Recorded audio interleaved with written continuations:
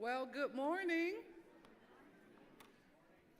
Call and response. Good morning. I am Tamara Kelly. I am a member of the steering committee for Fort Wayne United, and this youth summit is another initiative under that umbrella. So happy that you all are here. You should just give yourselves a hand for being who you are today. Yeah. As you come in, grab your lunch, and we strategically put you where you are today. We didn't put you with people you know because we want you to talk. And we want you to meet people that you don't know. You know, in today's society, we don't listen enough anymore, do we? And we want you to listen. And behind me, you'll see a couple questions. We want you to have group discussions at your table.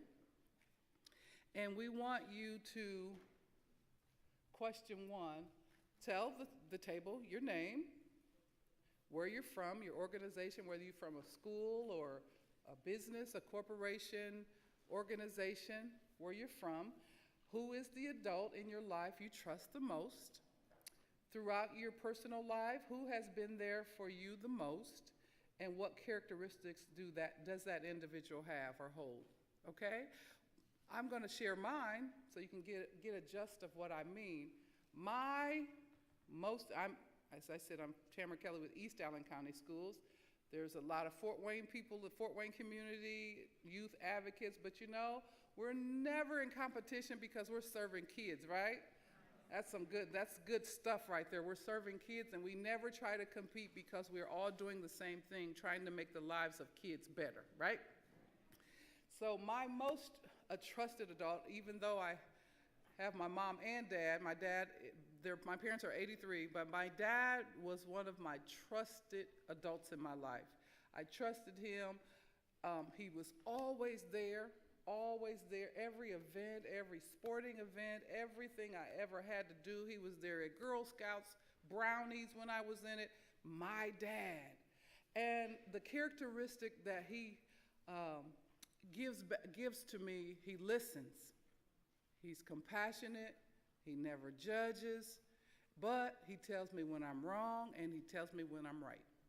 And he's 83, and you know, 83-year-olds, sometimes their mind may come and go. So I was going through something a couple weeks ago, and I sat next to him. And I said, "Dad, this is what I'm going through. What should I do?" He said, "Do the right thing."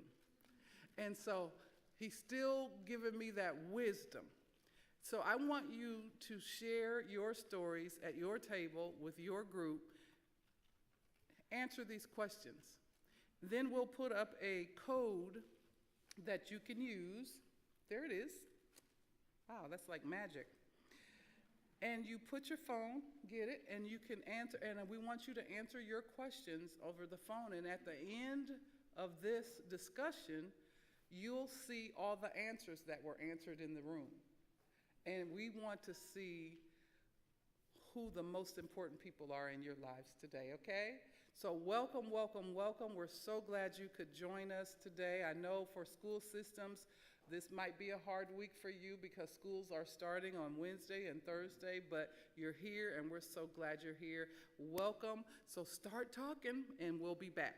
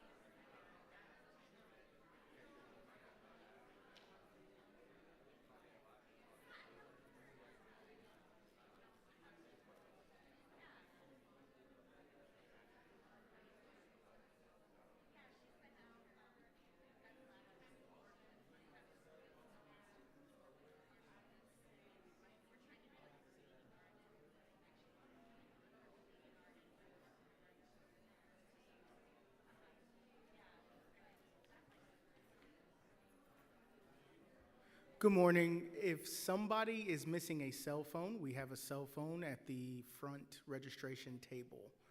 Thank you.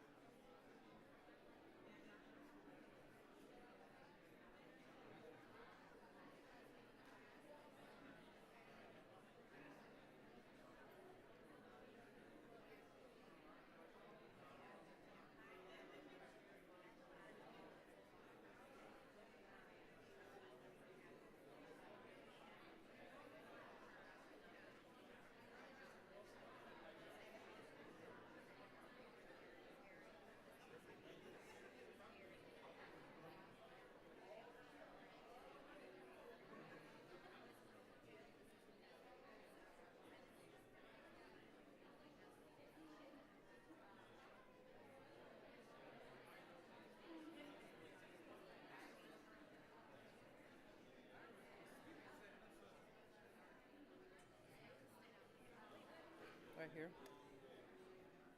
Let's see.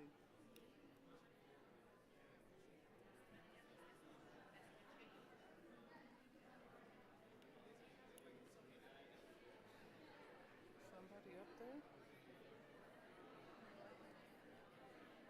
I can't see that. Oops, talking loud.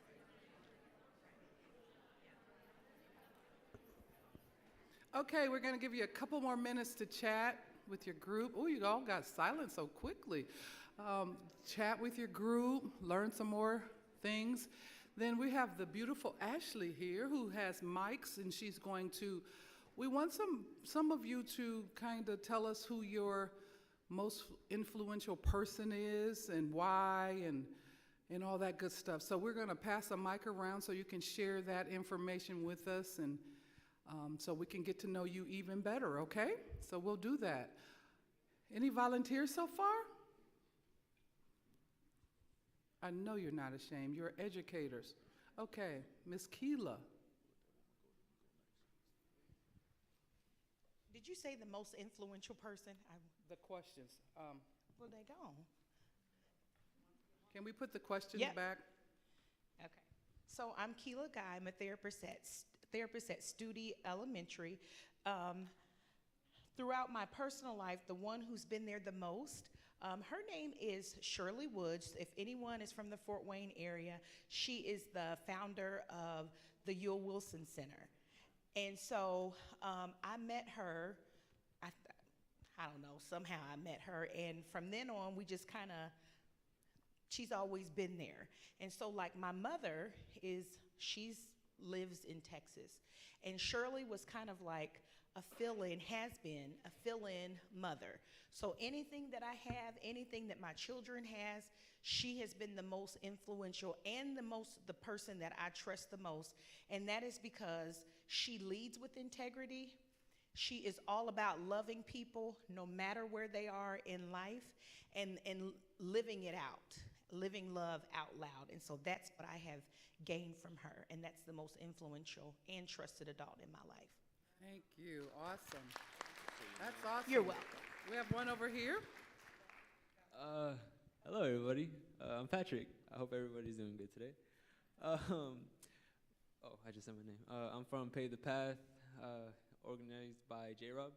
The adult in my life that I trust the most, it would be my parents as a teenager would say. You know, I'm a teenager, in case you guys didn't know. I know I look old. I also learned that throughout like a lot of people's age, a lot of the adults that they trust is their parents. I just thought that was really cool. Throughout my life, the people who have been there for me the most is definitely my close friends. I know I can come to them for anything, and the thing that, like the characteristics that they have would be that they're very straightforward. Like I said, like I told my my group, they don't really sugarcoat anything. They tell me straight up what I gotta do, what I gotta change, how I gotta do this, how I gotta do that. You know, they don't really care about my feelings, you know, so whatever. And I mean, sometimes you just gotta hear the truth, you know, for what it is. You just gotta hear it. Thank you. Let's get a couple more. Now, mind you, you don't have to have just one person. Some of us have many. I'm still in contact with my 9th grade teacher from Elmhurst High School, Miss Susie Owen. She taught at Elmhurst for years and years, and she's 86 years old, and she and I talk still once a month because she made a great, great impact in my life. Who else you have? There's one right here, Iric. At table number 12, she had her hand up.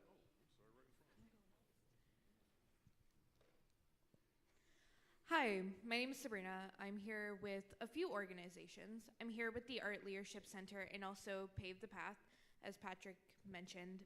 I would have to say, throughout my personal life, who's been there for me the most has to be the founder of the Art Leadership Center, Mr. Curry.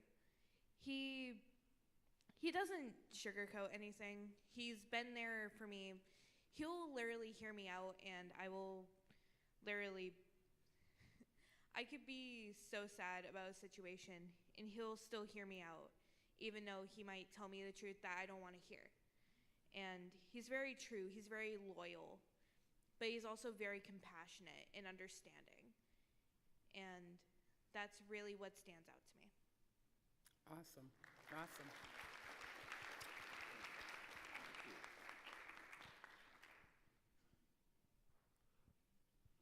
Table 17 there. Hello, my name is Sam. I am representing Wellspring Interfaith Social Services. The adult that I trust in my life the most is definitely my mom.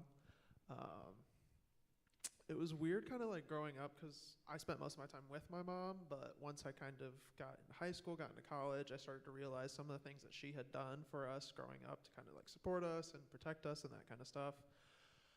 And as I've grown up into an adult, I've started to realize what some of those things kind of look like and how difficult life is sometimes, especially if you're a single parent with like 4 kids and all of that kind of stuff. She's definitely just been my rock and has been so supportive and just there anytime I need to talk or just anything I ever need. She's always there to help out. Thank you. I think we have time for a couple more. Okay. Hello, my name is Naja, and I am also part of Pave the Path. My trusted adult would definitely be my teacher, Mr. Shipe. He teaches engineering at Northrop High School. The characteristics that he has, he's like kind of cool, but like he pushes me to be the best that I can be in life and in school. And I have 2 adults really. It would also be my mom. I feel like overall, my entire life, of course, she's been there for me the most. She pushes me to do things that sometimes I'm scared to do or nervous to do, and she really encourages me to go farther than I ever thought I could go. So, yeah.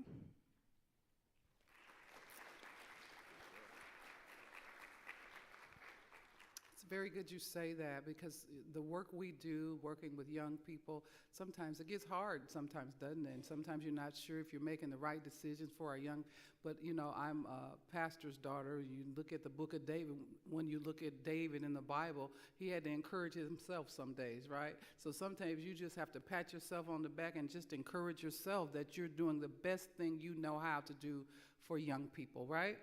Right, one more, and then we're going to turn it over to, I think, Greg Smith-Causey, or the next person. One more person. Let's hear some good stuff. Just one more. I know some people out here. Don't make me pick you. There you go. Mr. Hicks. Hello, my name is George Hicks. Today I'm representing the Ewell Wilson Center. Go Shirley. Shirley is the founder. So when we talk about, you know, that adult, it's my mom, you know. She's been there through thick and thin. I'm the youngest of 4, and she taught me what I needed to do, what I need to be as a man, as a person. And you know, she always told me to leave it in a better place than when you got it, right? And so my mom, also I have a teacher from high school when I needed some encouragement about direction. She gave me the insight I needed in order to go to college, because I'm a first-year college graduate of my family, and so she encouraged me in accounting. And so, but also as an adult, I have mentors, different mentors throughout my life, and there are a few mentors. There's one in town, Will Smith, not the Will Smith, but Will Smith here. And then there's another mentor, Mike Wright. And he's one that really taught me a lot. And he's one of those gentlemen, he's kind of straightforward. He said, listen, and I'll remember this, he says, time is money, and I don't like wasting money. And so whatever he wanted to invest in you, I took it to heart, and I valued his time. So if you have mentors out there that are doing the right thing, value their time. Thank you. Thank you so much for sharing. As we started off, before all of you arrived, we gave ourselves a hand because of what all we do here in this community. So once again, give yourself a hand for all the hard work you put in to make the lives better for our students and young people. Greg, you are up, and then Greg is the coordinator for Fort Wayne United. So when you see all these programs coming up, he coordinates it. He doesn't have gray hair yet like me, but it's coming. Let me tell you, he's a hard-working man, and we certainly appreciate all you do, Greg, for young people and for this community.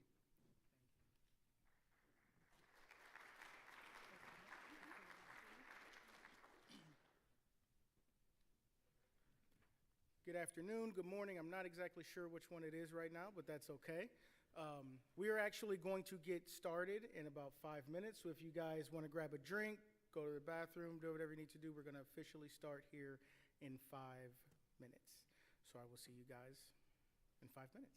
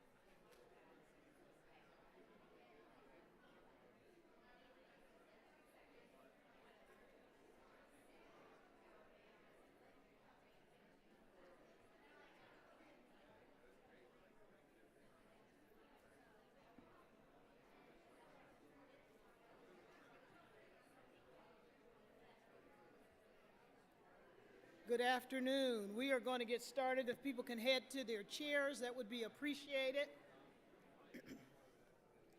I am Faye Williams Robbins, Deputy Superintendent for Fort Wayne Community Schools, and I'm telling you, I've waited a long time for this moment.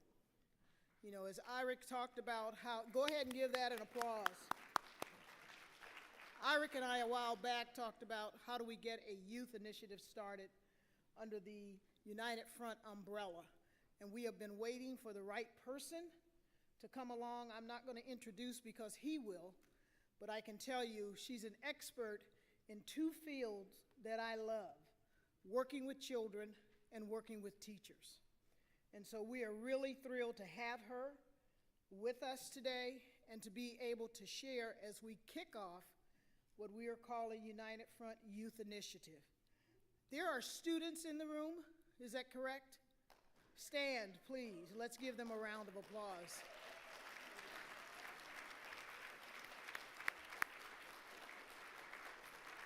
We thank you for being here.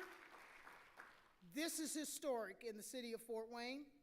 You can go on and have a seat, but we thank you for being here and all of the adults that have come to reach into the future.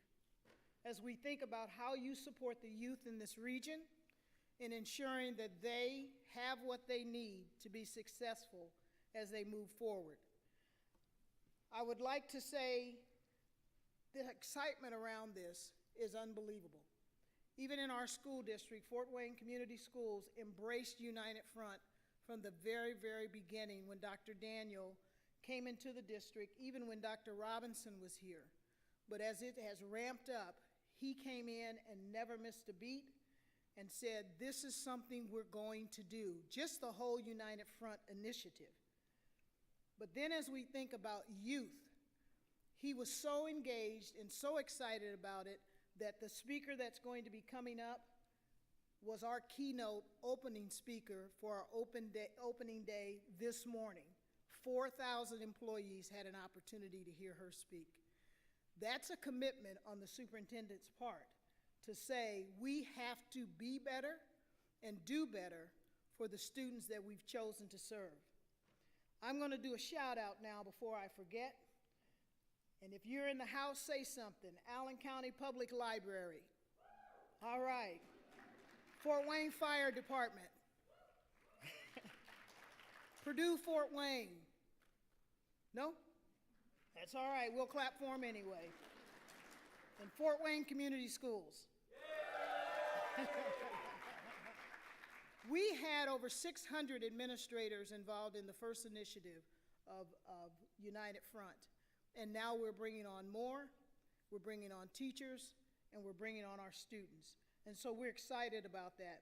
I do want to introduce the folks that, let me make sure I get to the right place. Maybe not. There we go. That were instrumental in developing and planning for this. And I'd like you to stand as I call your name so people can see who's been doing the work behind the scenes. Diane Swayze, Boys and Girls Club. Maureen Bender, or as we affectionately call her, Mo. She's from Fort Wayne Community Schools. Tamara Kelly, East Allen County Schools. Greg Smith-Causey. He's with Fort Wayne United. Ron Howard, IU Health, and Fort Wayne Mad Ants. Is he here today? Jeff Roberts, Fort Wayne Community Schools. He is one of the teachers there at the AMP Lab. And I know I'm going to butcher this name. Inge? Ashley? She's standing along the wall. Ashley will get an opportunity to talk to you and let you know where she's from because she's coming up after me. But hold on to yourself as we begin to roll this out this year and years to come and do what we know we need to do to make sure that our students are successful. I call it for the Monday after graduation because they need to party on Saturday and Sunday, right? So we want to make sure they're ready for the Monday after graduation, and not only to have a skill set, but to wrap their arms around each other understand what we have when it comes to shared humanity, appreciate the differences we all bring to the table, and work collaboratively together. Thank you, and I think we have Mrs. Inge now, right?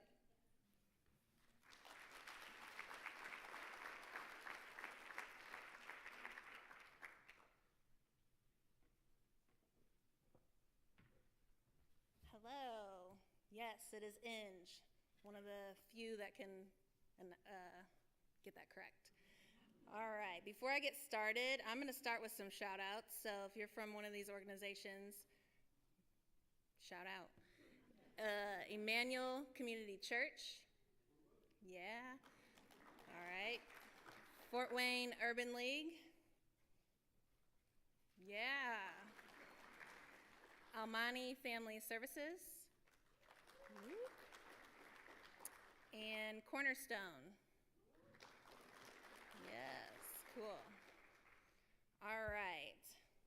So today at our United Front Youth and Family Advocate Summit, our mission is to empower youth-serving individuals to navigate today's tough and many times uncomfortable conversations on race, equity, inclusion, and belonging. We are excited to introduce United Front's concept of shared humanity and discuss how our natural biases can be used as a tool to learn and grow. Through this work, we hope to impact our community in a way that embraces our culture and our differences.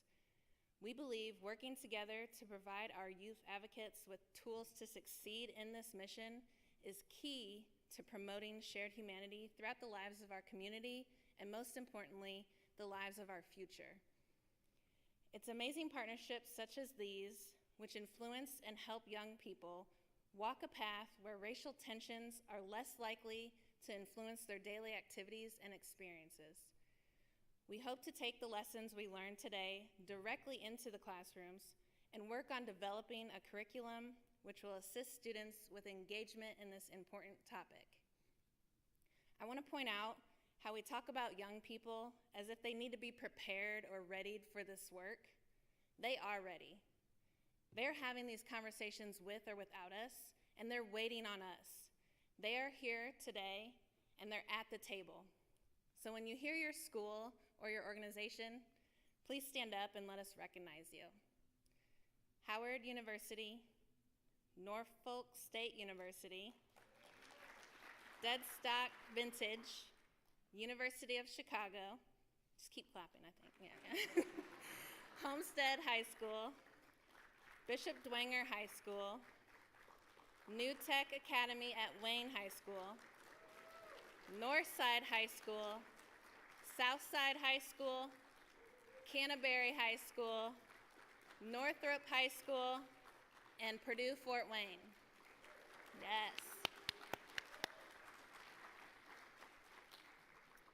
So real quick, before I get off the stage, we're gonna do a little activity.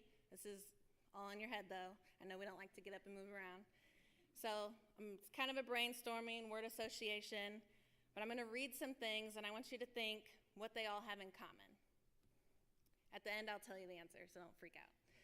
All right, 10-point coalition, United Late Night Basketball, United Tie-Day Mentoring Program, Lunch Talks, Passport to Manhood, United Live Sessions and Forums, United Public Safety Academy Training, United Response, Real Dad, United CSI, Meals for Healing, Global Leadership Summit and Leaders Lunch, and United Front Initiative.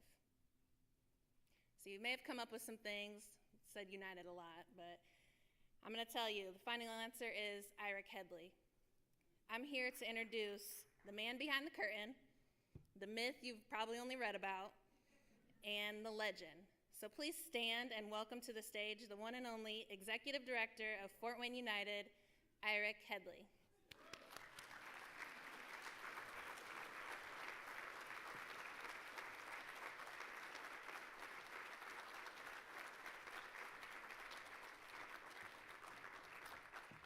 Thank you, and please sit down? That embarrassed. Ashley, you just blew me up.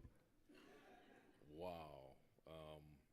I've never been introduced that way before, and I do not deserve that. Everything that we've created at Fort Wayne United is an amazing team, amazing vision and heart, but truly experiences that make us want to advocate and stand in the gap and even follow the young folk that we choose to help. So many years ago, I was the guy on the opposite end of it, doing some terrible things on the street. And so I just resonate with the population that we choose to serve, which is black males. And homicide is the leading cause of death. I say it everywhere I go in African American males ages 10 to 24, 10 to 24. And so if that does not pull a heartstring in you, then we got more work to do. But what we do know is that there's so many people in our community who understand what our young black males need, but all of you understand what our youth need. And so we wanted to make sure that we created an arm that you are empowered, you're educated, but you're encouraged as you do the awesome work in the community, advocating for families and youth. It's the greatest work that we can do. And because I like to start at home, I've got 2 boys. I can't be a savior to anybody, but I definitely got to be a dad to my sons first. And sometimes the work outside of the community can drain me, regardless of how much we love it and how much we advocate and how much we feel like it's our calling. It does not mean that there are times you don't go home empty. And so the strength that I get is truly from people around me, the teams that we have, the individuals who keep us on track. But when I go home, I also get empowered, right? At the end of the day, I'm a battery. I can get recharged. I can power something else up. But the element we don't talk about is when a battery is discharged. When that power goes to absolutely nothing, it just drains out. And we don't want any one of you to be discharged and drained. So we want to take this opportunity to say thank you to every person in this room, especially our young folks. And we want to empower you and help you to recharge and give you all the tools that you need, if not at least some, as you continue to advocate for our youth. So my name is Irick Headley. Ashley, thank you so much. I told Ashley I do not want any introduction, and she did the complete opposite, like Ashley does. But I appreciate it. I happen to be the executive director of Fort Wayne United, but I'm also a dad, a husband, a man of faith, and those things matter to me too. And I want to introduce this awesome human being that I got to know really, really fast, right? So for months now, we've been talking to Dr. Yolanda Seeley Ruiz, and she told us one day, she said, just call me Yoli. Just call me Yoli. So if you guys don't mind, I want you, because I was in the music industry for a while, and I think it has this ring to it. It's almost got this street cred to it, right? When you talk about, right? You say Yoli. So I want everybody to say, what's up, Dr. Yoli? Please say that for me. What's up, Dr. Yoli? They got a ring to it, right? And so I'm like, she's got to have a little bit of an edge to it, right? And then when I met her in person, and my son and I, my 9-year-old son and I went to the airport yesterday to pick her up, and she just gave him this hug, and she talked to him, and every time I turned around and looked at him, he's kind of my gauge on people, because he's got a really good read, and he had this big smile on his face. And he says, Daddy, she reminds me of my auntie, and Daddy, she's this, and Daddy. And then when he went home, he was talking to her, talking about her to my wife. And so she truly met the criteria if my 9-year-old loves Dr. Yoli. But I hope that you love her too. So I want to read her bio, then I'll bring her up. Yolanda Seeley Ruiz, PhD, is an award-winning associate professor of English education at Teachers College, Columbia University. Her research has appeared in several top-tier academic journals. She is co-editor of 4 books, and is co-author of Advancing Racial Literacies in Teachers Education, Activism for Equity in Digital Spaces, where she examines her concepts of archaeology of self and education. At Teachers College, she is founder of Racial Literacy Project, where for 14 years national scholars, teachers, and youth facilitate conversations around race and other issues involving diversity. Dr. Yolanda appeared in Spike Lee's Two Fist Up, We Gonna Be Alright, 2016, a documentary about Black Lives Matter movement and campus protests. Her first full-length collection of poetry, Love from the Vortex and Other Poems, was published in March of 2020. Her sophomore book of poetry, The Peace Chronicles, was published in July of 2021. So we have a star and we have an expert in our community, and we want each and every one of you to give her a warm Fort Wayne welcome as we bring Dr. Yoli to the stage. Please welcome her. Thank you so much.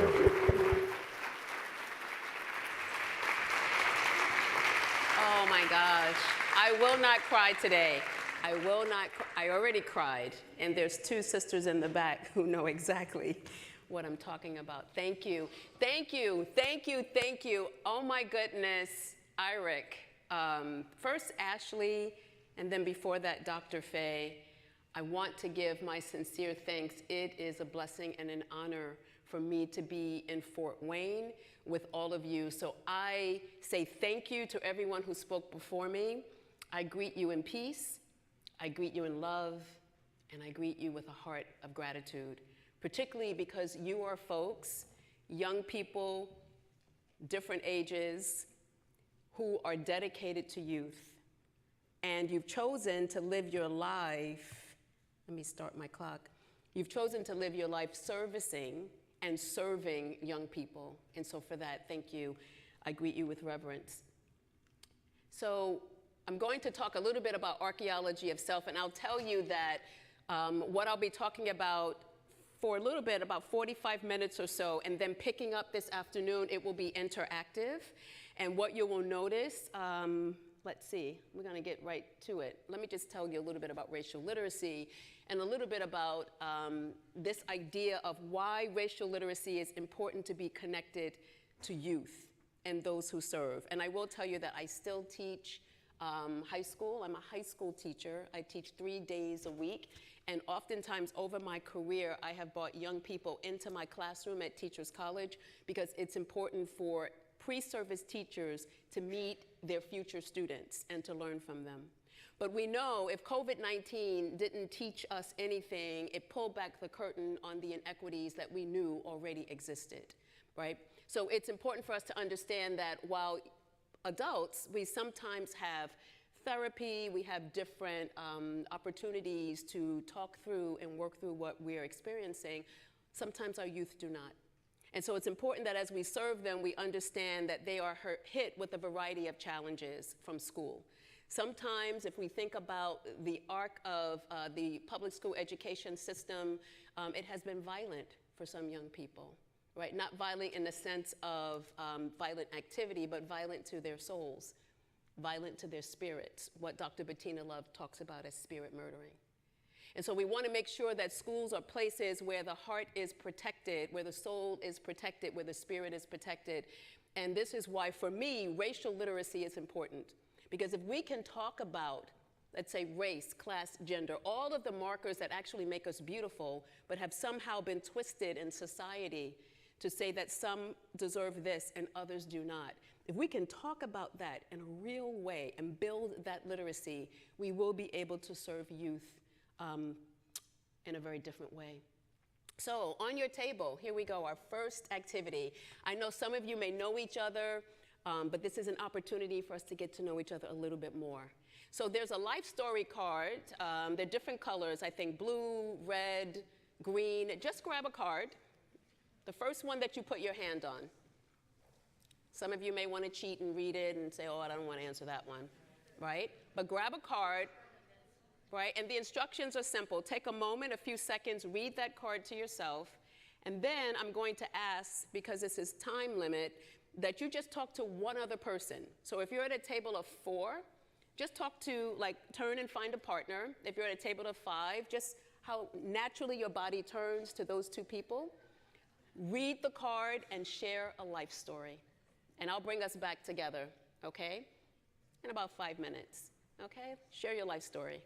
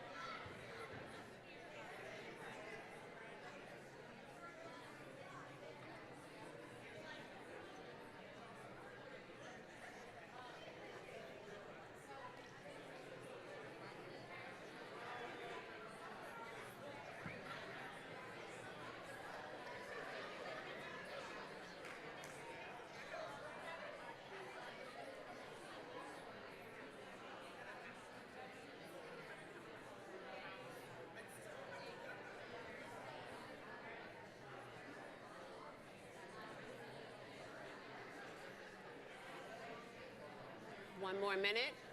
One more minute. Good stuff?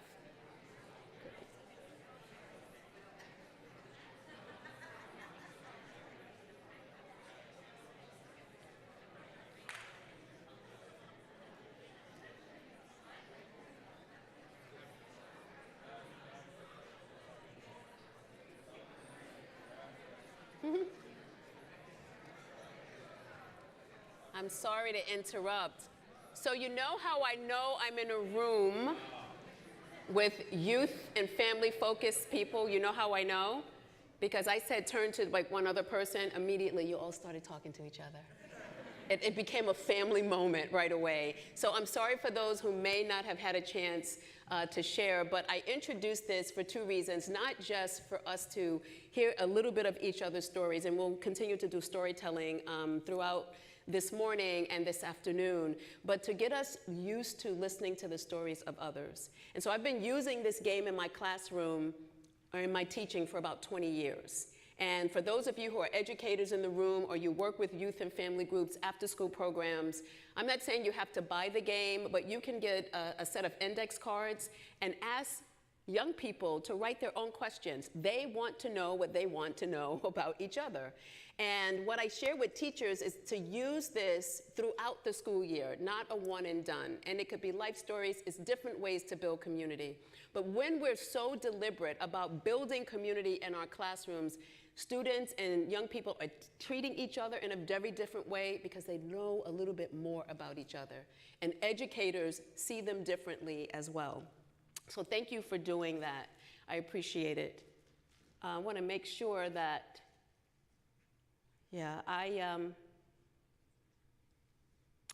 James Baldwin, the other day was his birthday.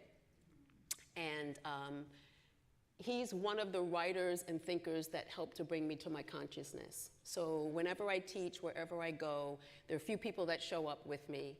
Auntie Maya Angelou, TT Toni Morrison, and Uncle Jimmy. And in my mind, you know, these are my aunts and uncles, but they're my ancestors, and they have left a legacy for me to follow.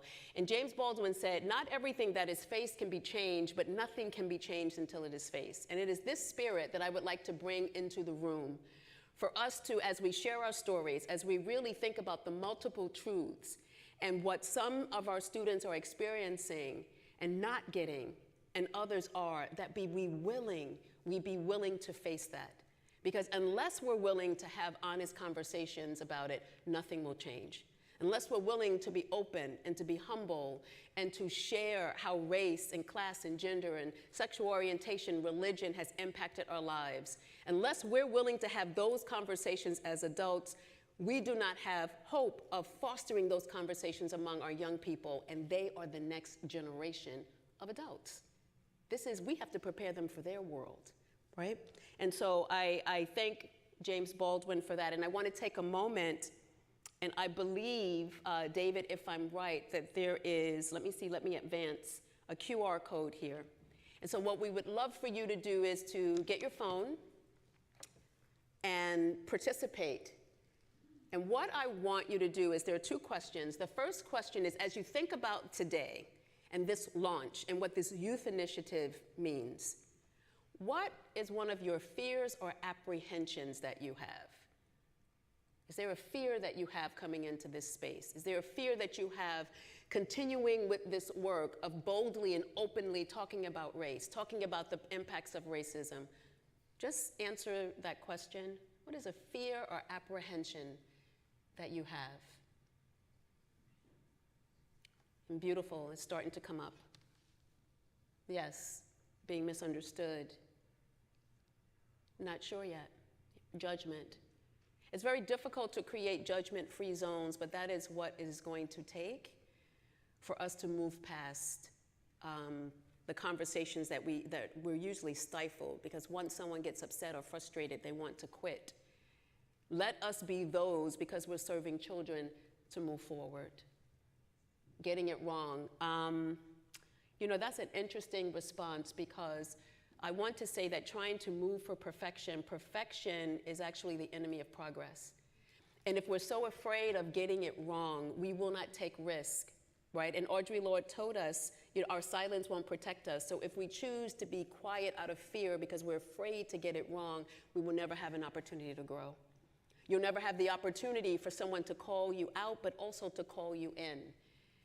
The unknown, making no progress. Well, let me just say that progress is already being made. When I think about the history of the country and 400 years ago, right, when all of this first started, what I call the project of End Humanity, we have to look throughout history to see that all of us are here. And think for a moment about each of your ancestors and what they gave up for you to be here. Who gave up what for you to have the life that you have, right? And so there has been progress, and there will continue to be progress under the leadership, I believe, of Dr. Daniel and Dr. Faye. I have been in a lot of districts. I have never been in a district where the superintendent talks about from 4 through high school and then after, to reach out for the population of students who have already graduated to make sure that their lives are on the path. So thank you for doing that, and you can continue, or let's move to the next question. And I think it's already embedded, right? Someone just help me out. Did it automatically go to hopes? Right? Okay, so what are some of your hopes?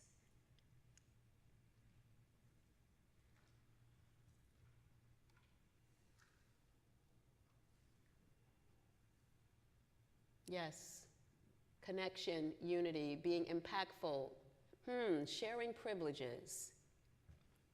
That's beautiful, thank you.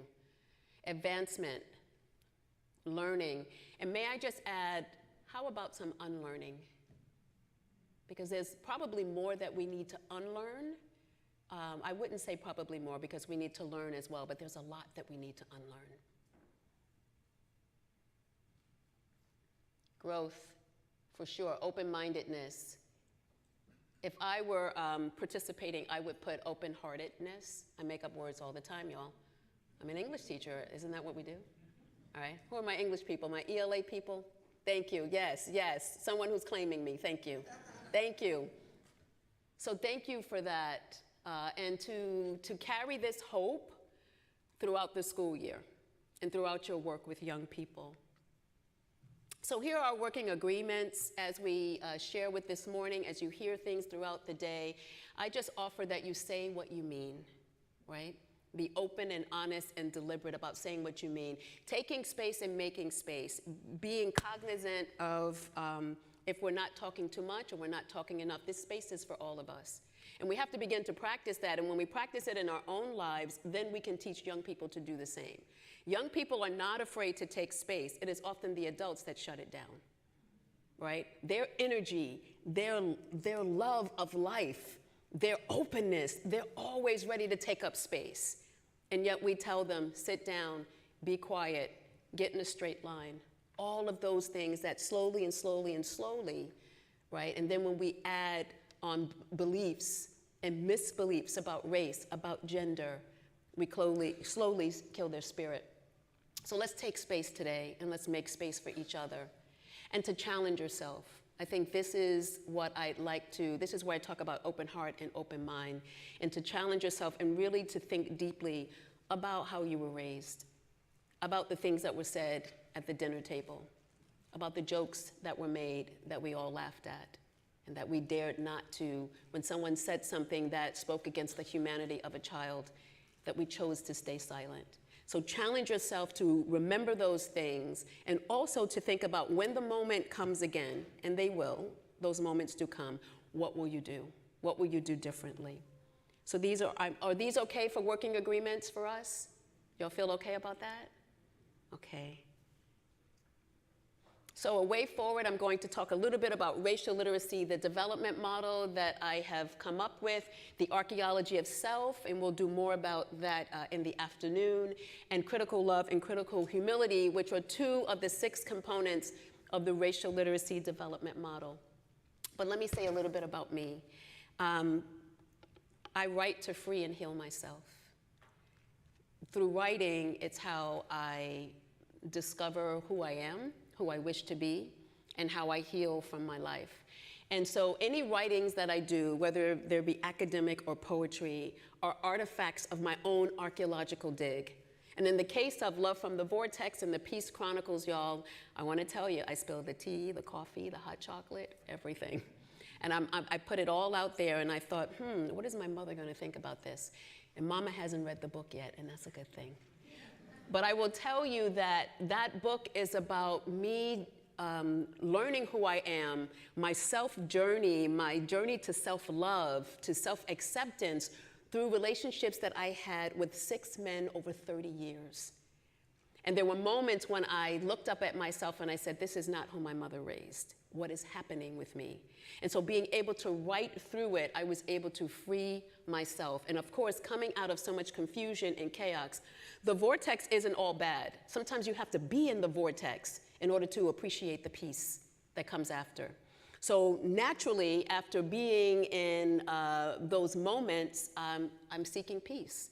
And this is how I tend to live my life now. Deliberately seeking peace, deliberately seeking joy in everything that I do, and wanting to leave peace and joy behind all the places that I go. And I have to write academically too. That's my job. Pray for me, y'all. I'm going up for full professor. right? And it's a blessing because the department that I'm in, the last person to get tenure, besides me getting tenure 7 years ago, it was 25 years before that. And it's not that I'm so spectacular and wonderful. I thank God for all gifts. But that shows you the deep, systemic, embedded racism in our institutions. That for 25 years, no person of color was able to get tenure. But we're changing things. And so now I'm going up for full. And I'll be sure to let David and Eric and let all of y'all know, so you'll know what happened, right? Thank you. So this is, for those of you who are into social media, if you would like to follow me, I welcome you, I'll follow you back. And this is a way of just sharing the things that I'm doing out in the world on social media, because I feel like I've had to. My daughter told me, Mom, you do this work, you have to be on social media. And she's 17 and she is brilliant, and so I listen to her all the time. And these are the 6 components of racial literacy. What I will say is that each of these components are their own 3 to 4 hour workshop experience. And that happened organically over the work that I've been doing with districts throughout the country. I also work within Asia. Believe it or not, I teach a identity development course. I teach about gender identity and anti-racism for the last 4 years in Hong Kong and Shanghai. I teach high school students, graduate students, master's and doctoral level, about bias, particularly the deep bias against Black people within China. And I also teach about their own pro-Asian identity. And how am I able to do that? By looking at them as my co-teachers, by learning from them and being culturally relevant and responsive in everything that I create. And this is what is often missing in schools, right? So we have children of color, Black and brown children or Asian children, and the curriculum really is absent of their experiences. And I think always, I was talking to Dr. Faye this morning, and I said, you know, if not only teachers knew, but if young people knew the genius that is within them, they would be different, they would act different. How many schools are teaching that without Henry Sampson, a Black man, created the cell phone? Before there was Steve Jobs and Bill Gates, there was Philip Mkwale, an African man known as the father of the internet. He created the internet. We just went through COVID-19. How many of us know that a Latino scientist created hand sanitizer? And so it's very difficult to be what you cannot see. So if our students are not seeing themselves in their curriculum, they don't see the full possibility. If what they're constantly seeing are images of a narrative that has been written for a particular purpose, it's very difficult to move beyond that. And so our curriculum has to be one that's based in critical love. And that's why the foundation of this model is love. But it is a love of liberation. It is a love to free ourselves from the biases and the stereotypes that we hold, but to also turn around and free our students, right? To free them from the script that society has written about them. Critical humility, remaining open to understanding the limits of our own worldviews and our ideologies. This is not to say that we don't know anything, and particularly when we've been around for 10, 15, 7 years, 30 years, we've learned a lot and gained a lot of wisdom, but we have to be humble enough to understand that we don't know everything. And particularly with our newer generation, where things are different, we have to see ourselves as their students. Because I have to tell you, when the student is ready, the teacher will arrive. And sometimes your teacher is 7 years old. Sometimes your teacher is 14. And you have to be humble enough to recognize that you are in the presence of your teacher. Critical reflection. This is one thing I learned at Teachers College. I went there as well. They taught us to be reflective practitioners. How often, and teachers don't really get this chance. That's why I try to do professional development differently. I build in meditation. I build in writing exercises, because teachers often don't get a moment to pause. Teachers don't get a moment to really think about what they did in the classroom and how they can do it differently. But if they don't do something right, oftentimes it's punitive, right? But they've never gotten the opportunity or the space to think about how they could have done differently. So critical reflection is thinking through, within teaching, but also within life, the various layers of our identities and how our privilege or marginalized statuses interact. And what I mean by that is that each of us at any given time can be in a marginalized space or a privileged space. Now, the way, though, that race has been written writ large in our society, those who identify as white, who are seen as white, have been written with this privilege mark. But there are spaces that we go into as women, as men, as children, that we can be in a privileged status. So let's say this was a room of all women, and particularly all women of color. Although I am marginalized as a black woman in society, in that room, I'm privileged, right? They want to hear what I have to say. I hope, maybe, right? Right. So understanding that depending on the context, we can experience feeling marginalized or feeling privileged. If this was a room of all women and a man walked in, that man in that moment, although in our patriarchal society is written as being privileged, in that moment, he's experienced marginality. So he better act right, right?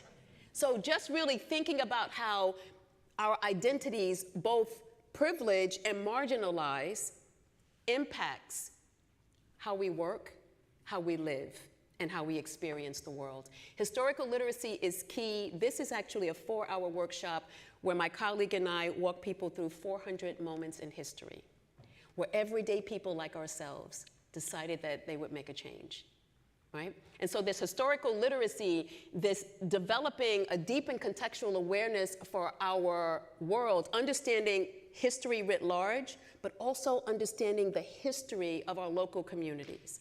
And if we have historical literacy, we can never say, wow, how did that happen? Because history will tell us. Histories, her stories, will tell us exactly how we got to the moment that we're at. And archaeology of self, that is us doing a deep excavation of our beliefs, of our biases, of what we believe other people are and who we are, and how it impacts how we engage the work. And then, of course, the goal of building racial literacy is to interrupt practices, to interrupt beliefs, practices, policies within school systems, but also within our own homes.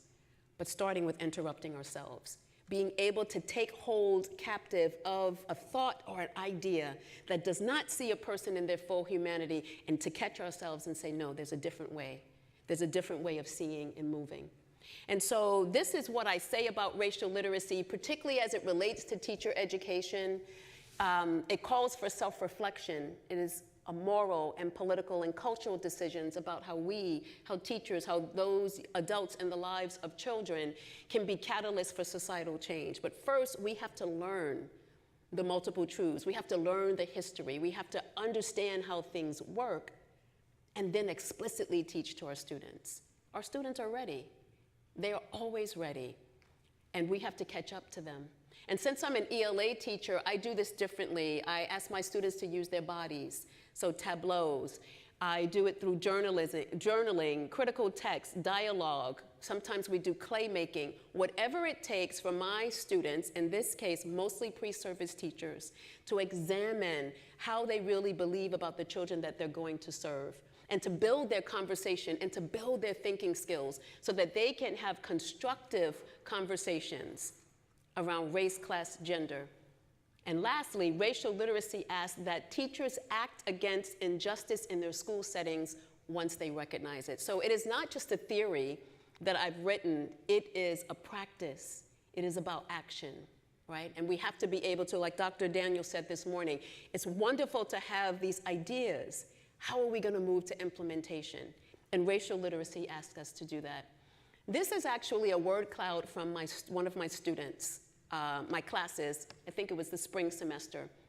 And so one of the assignments that we do is the racial, ethnic, linguistic autobiography.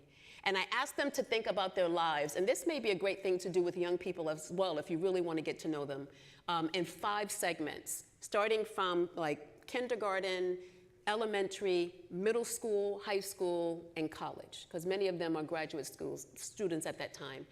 And I just asked them to think about their awareness around race. And these were some of the things that my students said. And you know that with word cloud, right, the larger the word, the more frequency that has been inputted into the word cloud. And so my students are like the teaching population around the country. The last number that I understood from the AACTE is that 93% of our teachers are white, female, and under 30. Now that might be shifting in part because COVID has changed some things and a lot of us are leaving, a lot of people are leaving the profession. So what we'll know is how good we've done in preparing the next generation of teachers. Will we have the same influx or will we have a more diverse force? And the power of Dr. Gloria Ladson Billings, it's not just automatically because you're a person of color that you can serve people of color or children of color. Although we know representation matters, but your mind and your heart have to be right. Because in her book, The Dream Keepers, of 8 teachers, 5 white and 3 African-American teachers, these were 8 teachers who were excellent, specifically teaching black boys.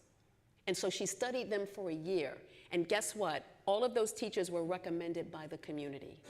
They told Dr. Ladson Billings, you have to talk to this person. Oh, and talk to her, and talk to that. The community is always watching. They know the teachers and the folks who are dedicated to their students. And so for some people of color, we have to also do that introspection, that archaeology of self, because we're taking in the same messages, right, that the world has been telling us. And sometimes we call it tough love, and sometimes we look at children who reflect us, and we can murder their spirit as well. And so this archaeology of self is so important that we do the deep work. And this is the work my students were doing. And what they realized mostly is that they had a lack of awareness and an ignorance because they went through an education system that did not invite them to think about themselves, that did not invite them to think about the world and how they can make a difference in it.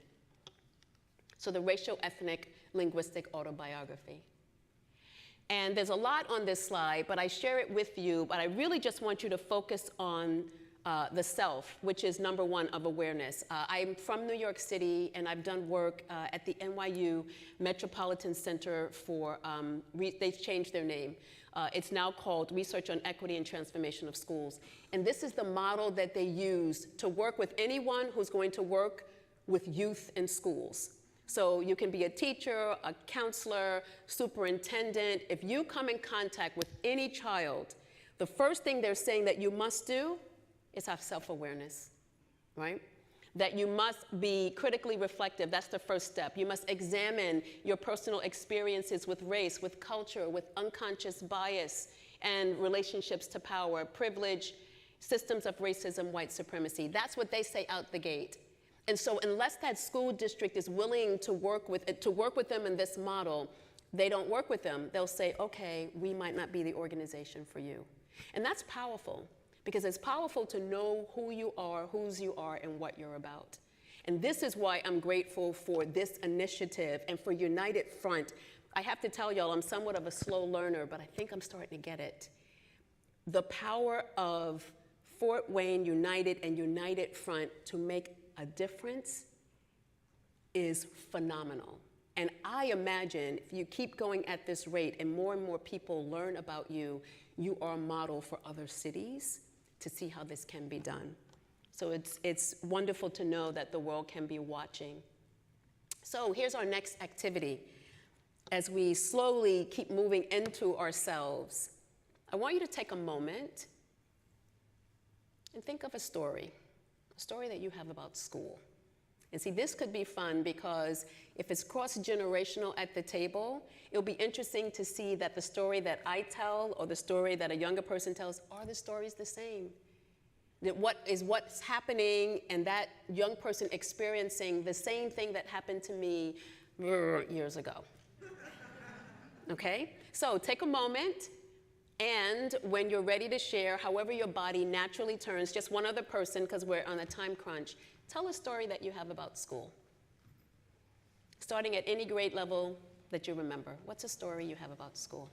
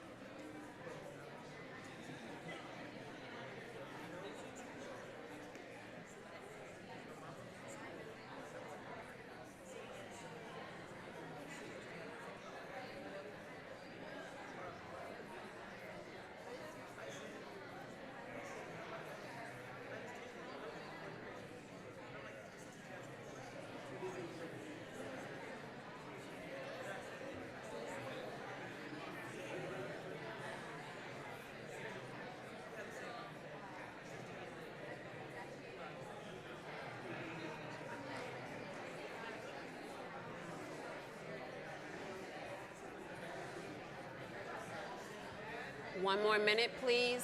One more minute.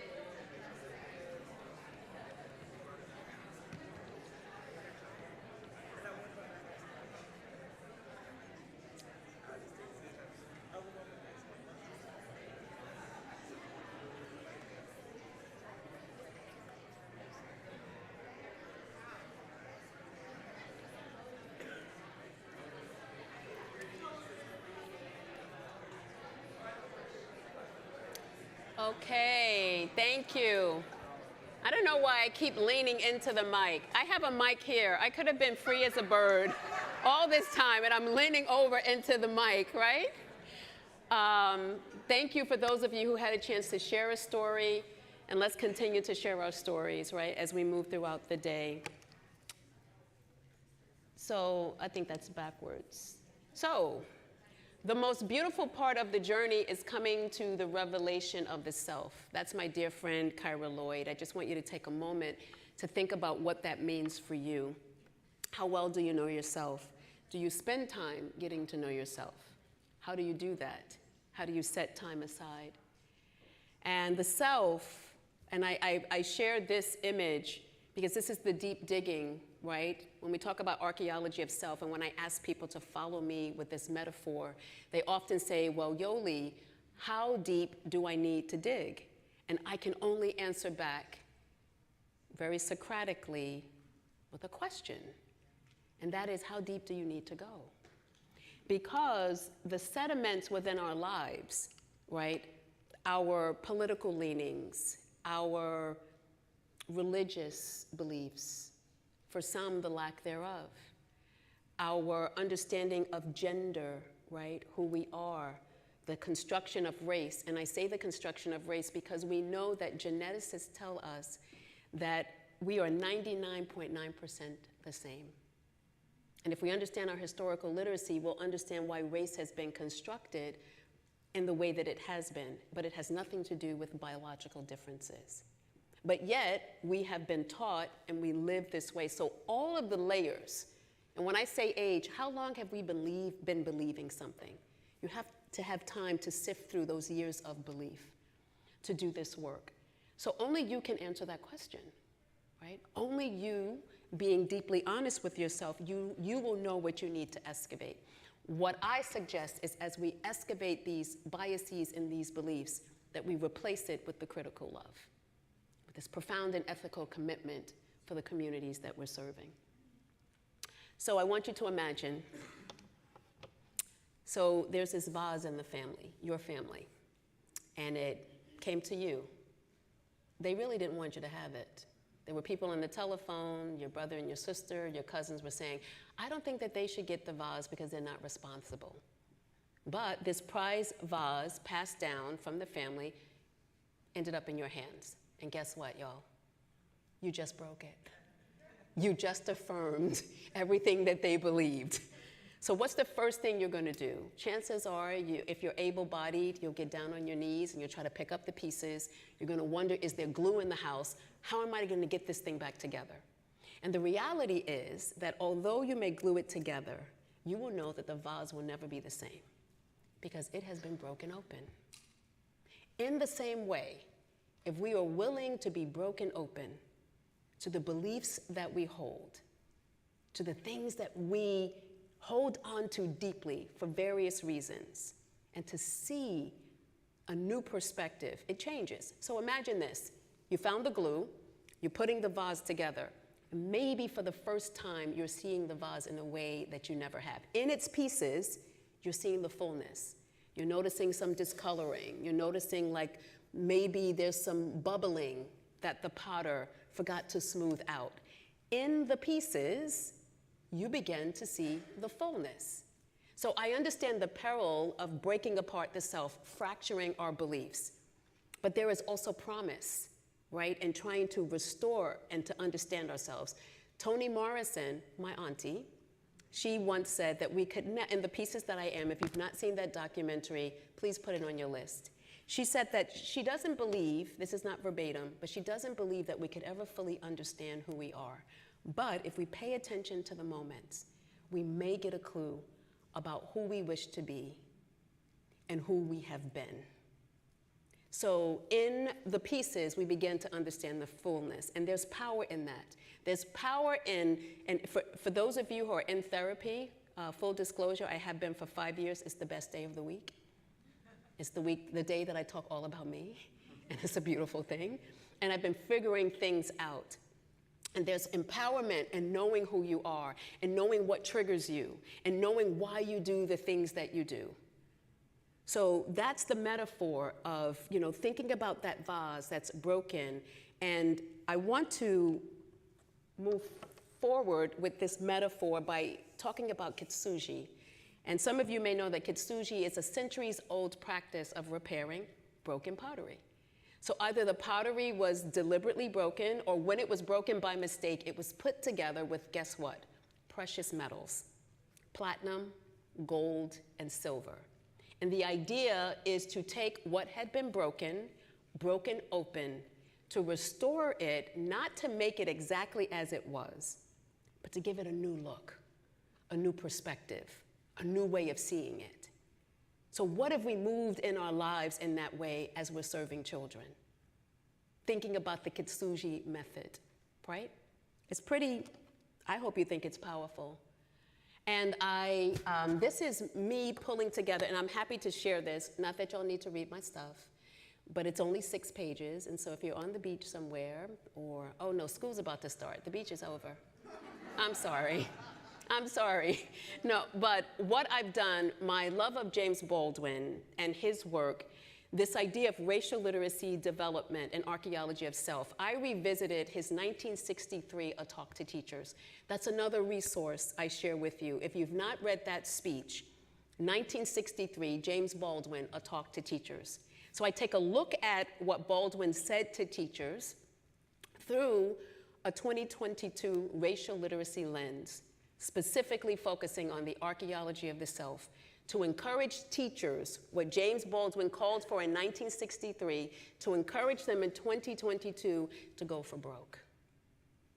What does it mean to go for broke for a young person? And so this is me pulling all of this together. So I'm going to end our segment for this morning by showing this video and also having you think about our third activity, which is the name story, okay? So let's see if I can get this going.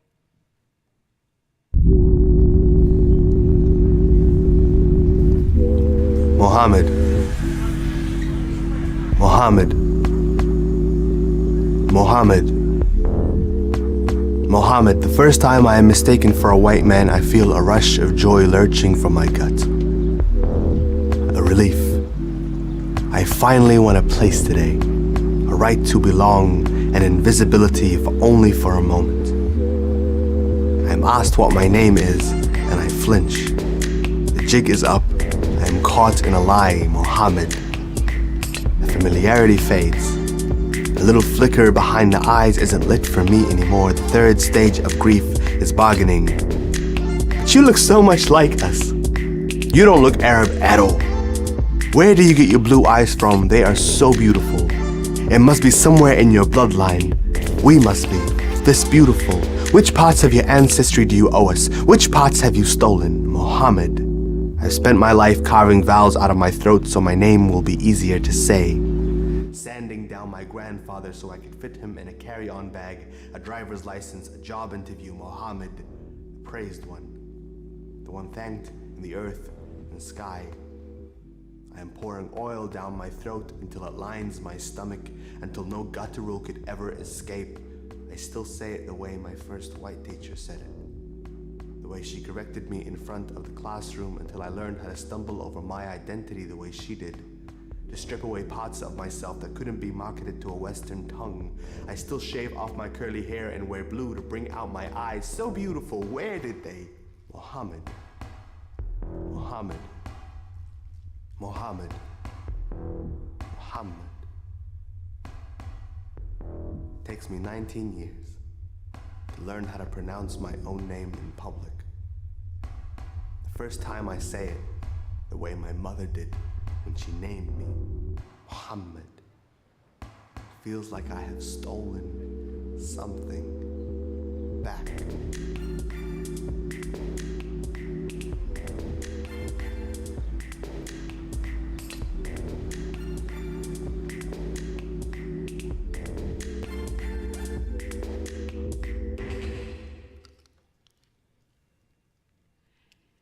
So we all have unique connections to our names. Some of us have a love-hate relationship with our names, right? Some of us are named after people who didn't treat us right, and so we carry that. Or sometimes we change it, right, when we become 18. So what I want you to do in this next activity, I want you to take a moment to think about your name. Now remember, this is your story, it's your name. So you can focus on your first name, your middle name. That's my 3-minute warning. Okay, so your first name, your middle name, or even a nickname, right? And I'm just asking you to write a name story. So what you saw in Muhammad's video is that, yes, he was talking about his name, but it intersects with all of who he is, right? We are more. That's why I'm saying I could never figure out race, because that's such a basic function, and the fact that we know that it's no biological component. You can never know someone's story just by looking at the color of their skin or knowing the zip code that they're from. We are so much more than that. And so I want you to think about your name and the connections to your name and write a name story. And that's how we'll end this segment. You will just share your name stories. And we'll end in about 3 minutes, because it'll be time for me to get off the stage and continue the program. But when we come back in the afternoon, if you haven't shared your name story, I'll make sure to make more time and space for you to do that.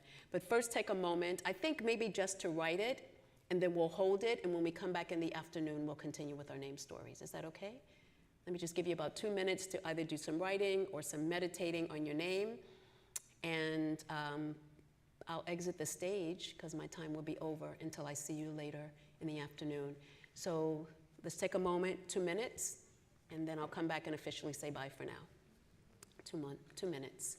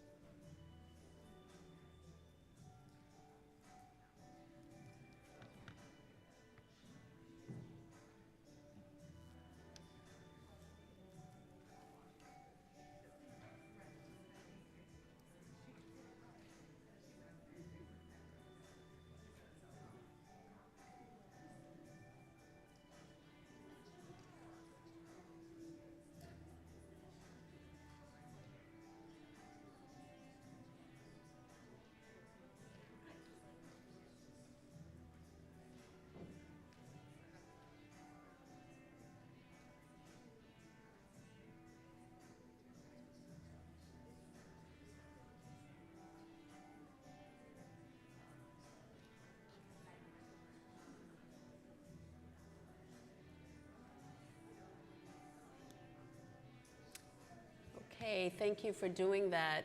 Before I exit the stage, I can't see too well with my glasses, but was Chief Eric Leahy in the back at some point? I thought that I recognized him from Zoom, and if he is here, I just wanted to say hello to him and thank him for the meeting that we had on Zoom. But thank you for your time. I look forward to continuing the archaeology of self this afternoon. Thank you so much.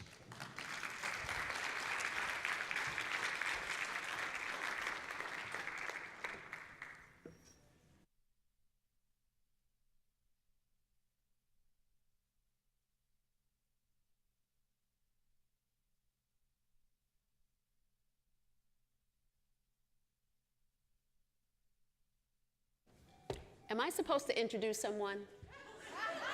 I just want to make sure. It's all right? Greg is on his way. Okay.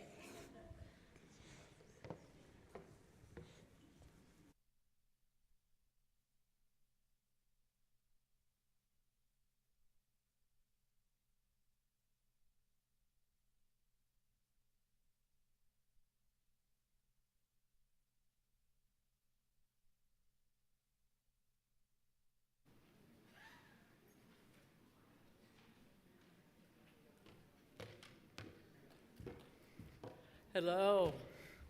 Good evening. Afternoon, right? Still afternoon. Afternoon. Man, Maureen and I said, what a tough act to follow. Let's give another big hand to Dr. Thank you. It was very, very inspiring, and I'm going to go home and kind of review my life and what I've been through, and thank you for those inspiring words. We wanted to do a shout out to some more agencies that's here. Great kids, great futures, great communities. Yay! The YMCA, I think Amos Norman, I've seen him in the house. Wellspring. And then King's Chapel, Pastor King is in the house. Okay. We want to do an introductory, but first we want to talk about, as we continue to work together to remove barriers and improve access and opportunity for youth, is vital that we invite them to the table, involve them in the conversation, and listen to adjust to what they tell us. So many times we want to stifle them, and I think we could learn from our kids. I know for me, working at the Boys and Girls Club, we work with all ages of youth, and I learn every day. I'm 58 years old, and there's not a day that doesn't go by that I don't learn something from one of our kids, if not more. So hopefully moving forward, we can, through this experience with United Front, we can learn to listen, be able to take what they say, and us learn from them, because it truly is a give and a take. We need to get back to that. Our kids have too much to give us not to take the opportunity to listen and to grow within ourselves.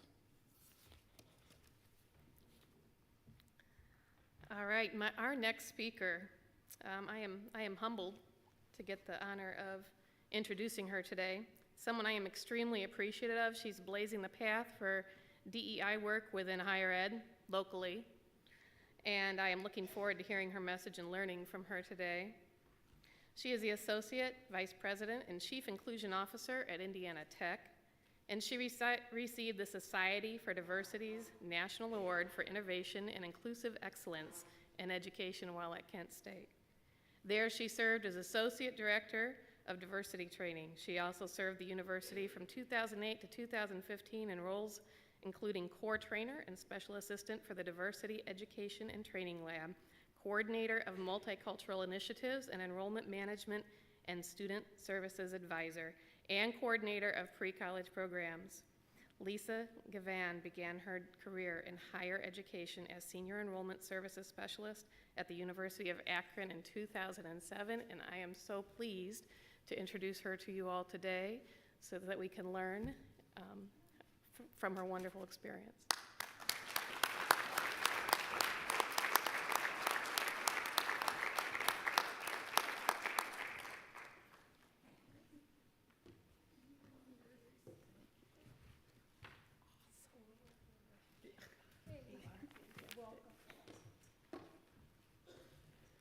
I'm like a deer in headlights. I'm like, I'm not talking, I'm giving 5-minute remarks. What? Wait a minute.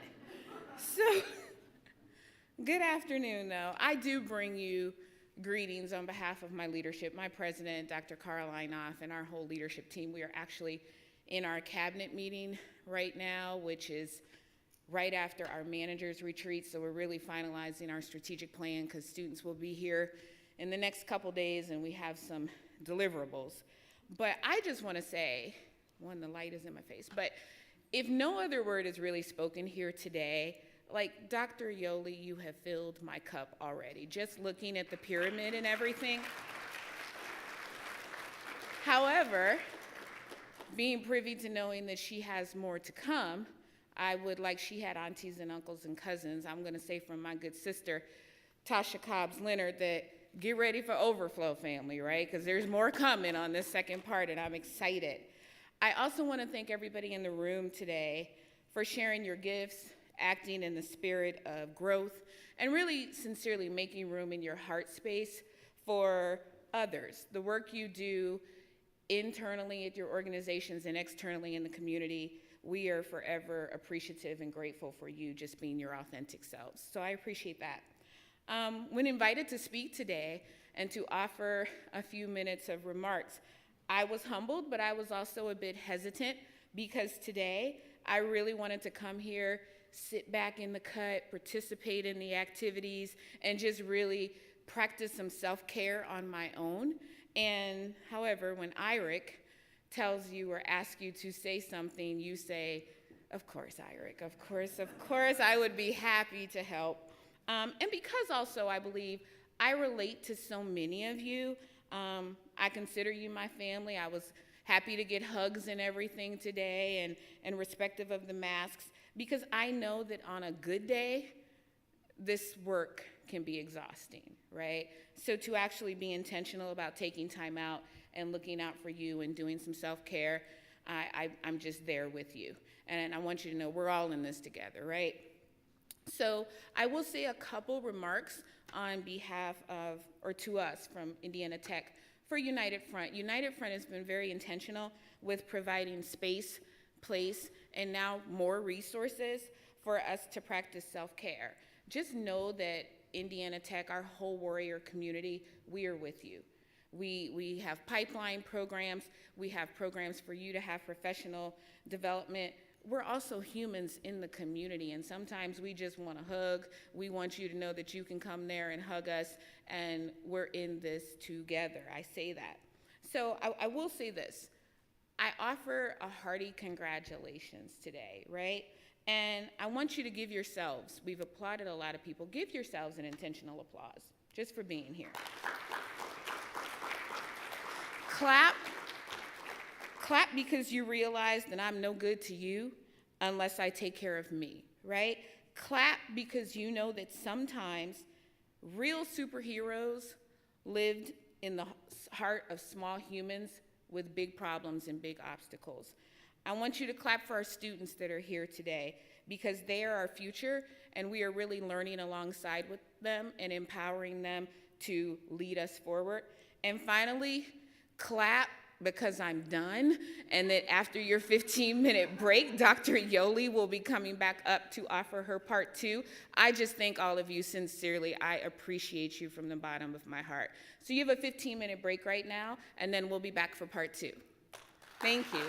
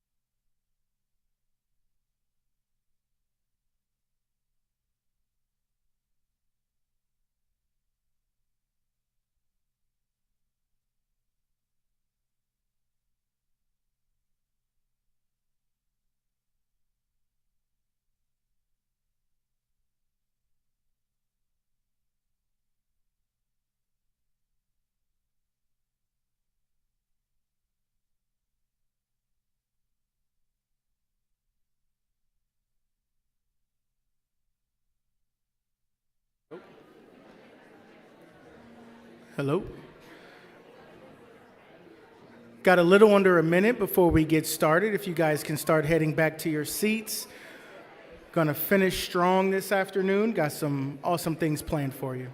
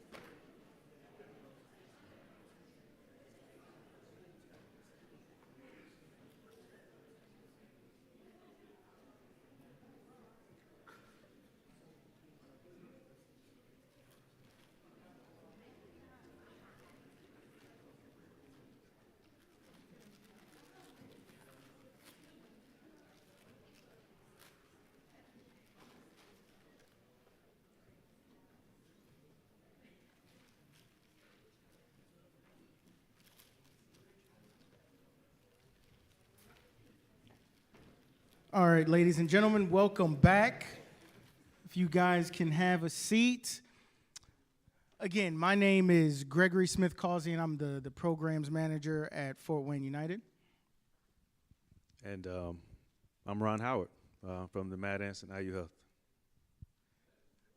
So I have written down a few things, a few key takeaways that I took from Dr. Yoli this morning, and I just wanted to share with you. I got this habit from Iric, and he's always writing stuff down and repeating it back. So kids are ready to take the space, and adults are the ones who close it for them. That kind of hits me because I know I'm guilty of doing things like that, even in my own household with my own children. I did it just yesterday, and now I have to contemplate, the words that I use for them. Another thing, how far do I dig and how deep do you need to go? Another thing that resonates with me, and I appreciate her bringing things like that to light. But I got a question for Mr. Howard here. I know with your work with the Mad Ants and IU Health, you come into contact with a lot of young men and women throughout this city. So I'm wondering how you take things like Dr. Yoli's presentation and how that influences your life and your interactions with kids. Well, I literally just told her how impactful that was about the digging aspect of it. Was like, I don't know how far you need to go. That's extremely important for us to all recognize.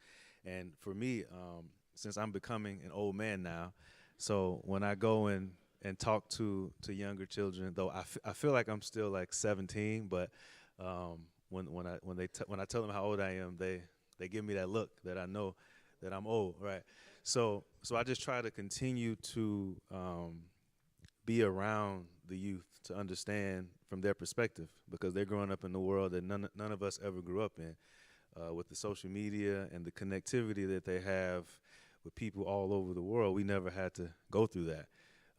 And so it's important just to get their perspective. It's important to give them the wisdom as an old man I am now that I have through growing up and going through some of the things that I've gone through already. But it's extremely important to get their perspective, because the racial thing comes on later in life, and that comes on in the home.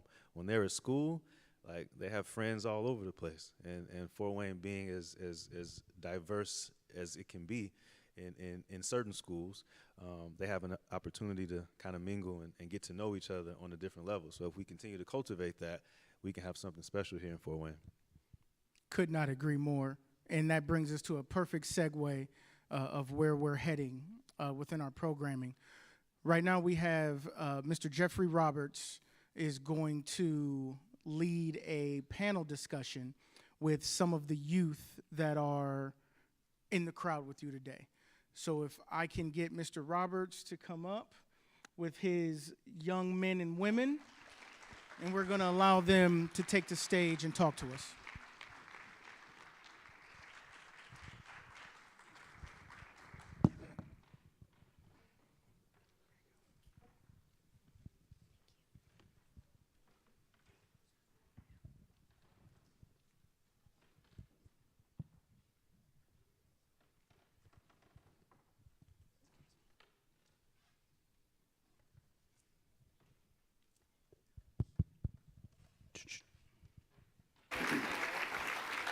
So obviously it's very difficult to be an advocate for someone that doesn't have a voice. So it's awesome that we're actually giving our young leaders in our community a voice.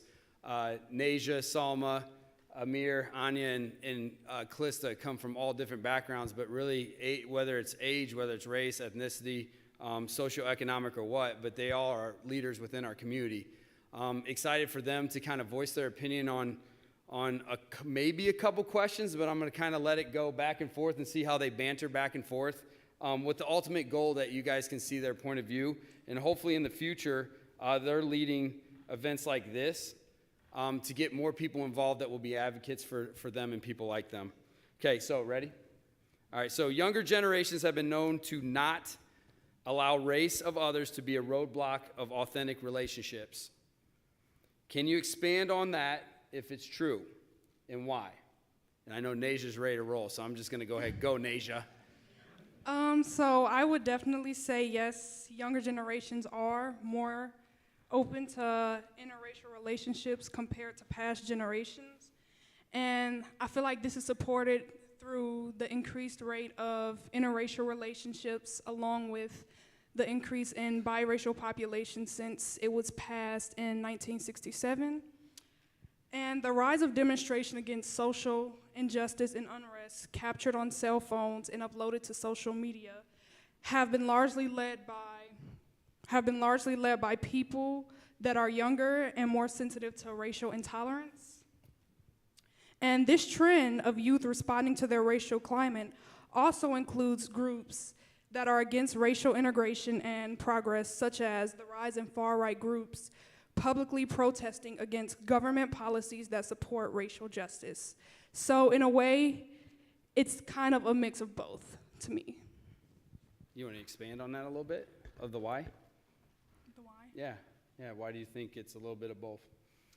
So, like I was saying, there was kind of a rise in like far-right groups protesting against like racial and gender equalities and policies created by the government in past. And at the same time, with like the Black Lives Matter protests, protesting, like it kind of stopped for a while, but I feel like now is the time where it's like rising up again. And people, when they see like violent acts committed against people of color, they aren't afraid to pull up to the situation, be a witness, pull out their phones, record. They make sure that whatever happened, the truth will be told about the situation. Nice. Thank you, Nasia. Somebody else want to jump in? So I'm Amir Williams, go to University of Chicago, and I would definitely agree that younger generations are more open to interracial relationships, and I feel a big product of that is there's more and more ways for just integration to naturally happen. Like one example I have is my experience at public education at FWCS, able to meet people from all kinds of areas, from all parts of town, because I definitely feel like there's a divide in the city, especially geographically, where people of color live versus just others, especially on like the south side, and as well as like just the money that's put into the south side. But I feel like through the public education, people are able to meet all different types of people, just racially and of different financial statuses, which has definitely created a environment where people don't see race as like, it's not a barrier as much, because it's just, you're with them, you're with all kinds of people.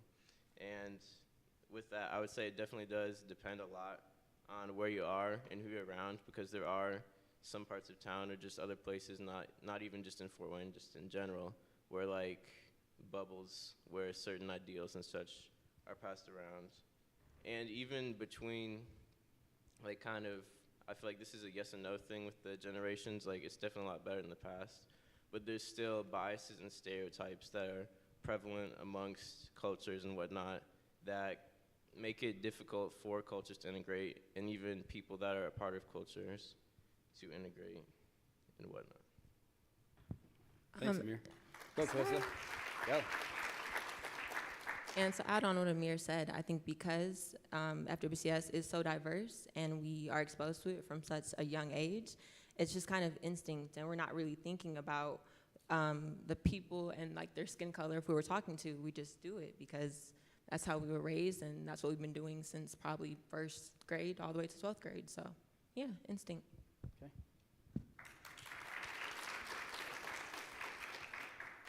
Something I definitely have to say, I agree with everyone here. There definitely is, like, everyone knows that there is a road barrier in interracial relationships, but when I like to think of it from personal experience, I have grown up on the north side of town and the south side of town, and I also happen to work on the north side of town and the south side of town for 2 jobs, and I've seen definitely a lot of barriers with different cultures, different races, and gender as well. But when it comes to certain things, I like to think of it as when I go into a room, I always know that I will be a Hispanic woman in that room. But I don't want that to stop me from creating friendships, from creating connections. I don't want that to stop me. So I think that, especially now, as more awareness comes to it, that more people are starting to put aside that things to look at everyone the same, despite gender, race, or anything like that, social status, religion, and they want to put that aside to then create more networks, more relationships that will benefit. And then maybe, because of all of those networks and relationships, everything will integrate, and then more culture will spread, more religion awareness will spread, and the more people will know about everything else in the community. Nice. Thank you, Selma. You want to jump in before Anya goes? You want to jump in? Go ahead. You can jump in. No, go. Jump in.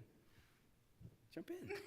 Okay, so I totally agree with you saying about walking into a room and feeling like a little bit of animosity and like you're the only one in the room as a Hispanic woman.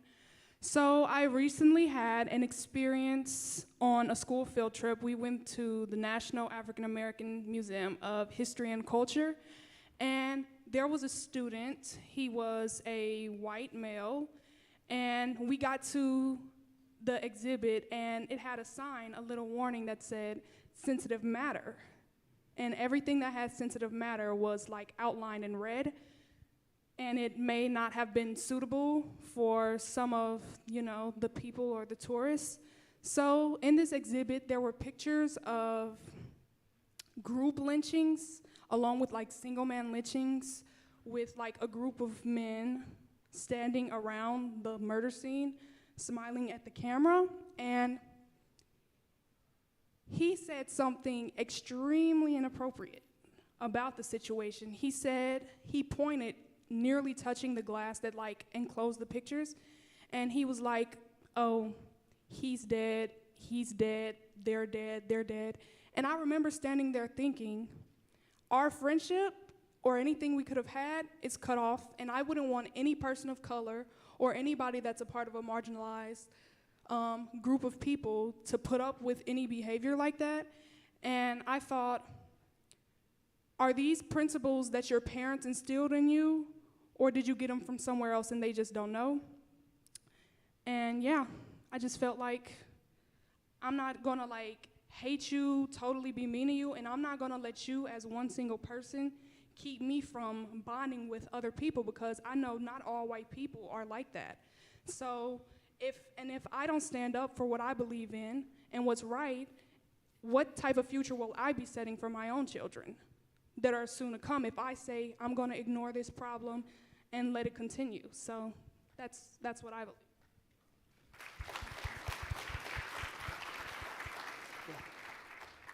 Hi, my name's Anya, and I go to Canterbury.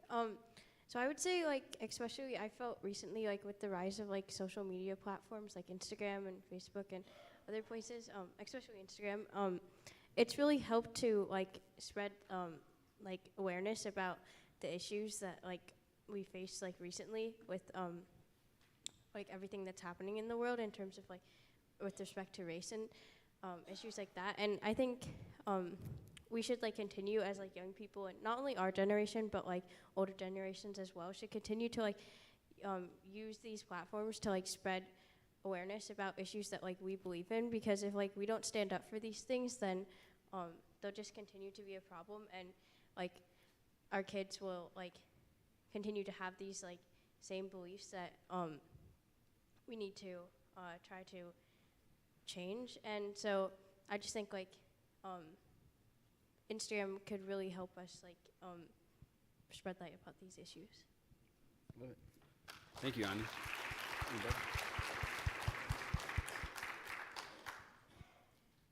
So, a question for you then. So let's go back to the original question. So do you truly feel like it's easier for young people to look past race, ethnicity, socioeconomic to build authentic relationships? Yes. Okay. Why? So I feel like once you've like hit adulthood and you've grown up learning certain principles and having them passed down from your parents and then from their grandparents and so on, once you grow up in those principles, it's kind of hard to like come out of your ways and think evolution, revolution.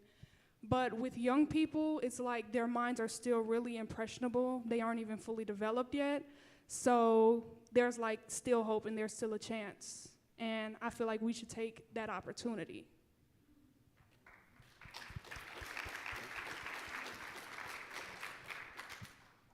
Someone else want to jump in?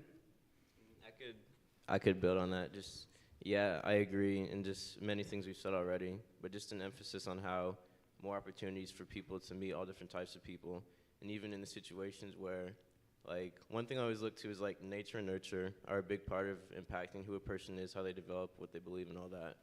But given, like, just various experiences that are available to people, even if someone is, like, passed down racist ideals or any of, like, the isms or ists, through experiences, they're more likely to see the flaws in such views, such as those, and be able to change and help others change.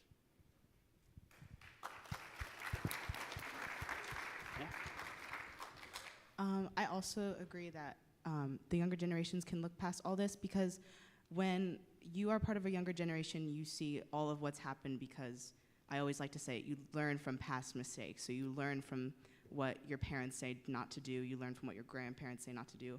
And I think we can look past all of the gender and social and cultural stereotypes of everything to then work towards better solutions. And that's why I think, yes, it's possible, because as a younger generation, we want to strive for an even better world for people after us to live in. So if we can look past all of those problems that we've seen that have to do with race and social status, I think then, yes, it'll be definitely a very, very high chance that we can look past it all. Thank you, Salma. So probably leads to the next question. How would you describe the racial climate currently, like, in our community? So I think of things kind of on a micro level. So relating to my experience, I would say I remember being a freshman in high school, and I was a cheerleader, and going to a basketball game that got very heated towards the end. And I remember hearing the slurs and trying to remember the moves that I was supposed to be doing for the cheer. And I remember telling my cousin this, and her saying the same thing when she went to high school 10 years ago and was playing volleyball. And it's hearing it and still trying to do what you're set to do. And I think just the word racial tension is interesting, because it's like tension but not eruption. It's like breaking an egg but not cracking it. And it's weakening, and it weakened me, but it didn't erupt me. And so it's kind of when you're reaching that boiling point, and it's those small things. So I think, yeah.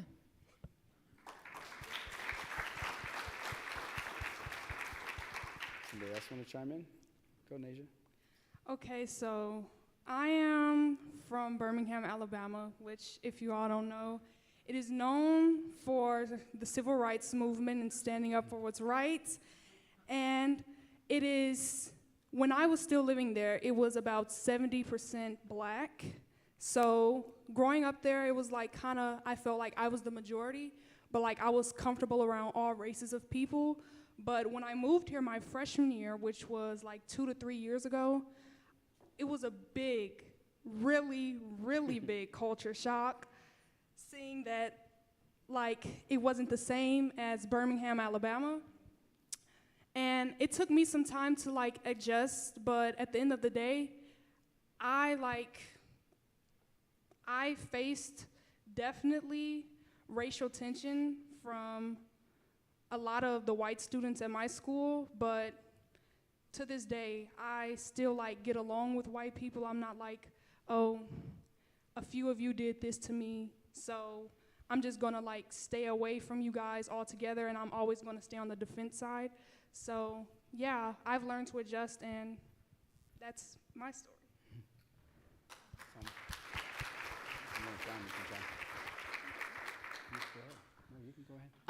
So where I grew up, where I first grew up, I grew up in North Highlands. It's a little neighborhood right by the University of St. Francis. And growing up, we were the only Hispanic family in the neighborhood. So it was a little different for me because I never really got like the talk of like, you know, like you're different. We just thought we were a normal family in the normal neighborhood, which were majority of white. Sure, there was only one other Hispanic family in the neighborhood, and that was it. The rest was the majority white. But everyone was very kind and welcoming, and I definitely grew up, and I went to school with Montessori, so I grew up around all races. So I never really thought of anything as different, like being a different race was bad or anything. I thought, this is my normal community, and I accept everyone for it.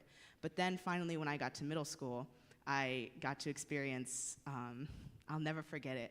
I had a teacher who yelled at me and a group of friends for talking in Spanish because she immediately assumed that we were talking bad about her, when in reality we were just talking about our family gathering later that day, which we were really excited for. But I'll never forget it because that was the first time I had ever experienced anything like that. I was like, because she told me, speak English, and I was like, kind of confused. This is what I always speak with my parents or my grandparents, so why are you telling me not to?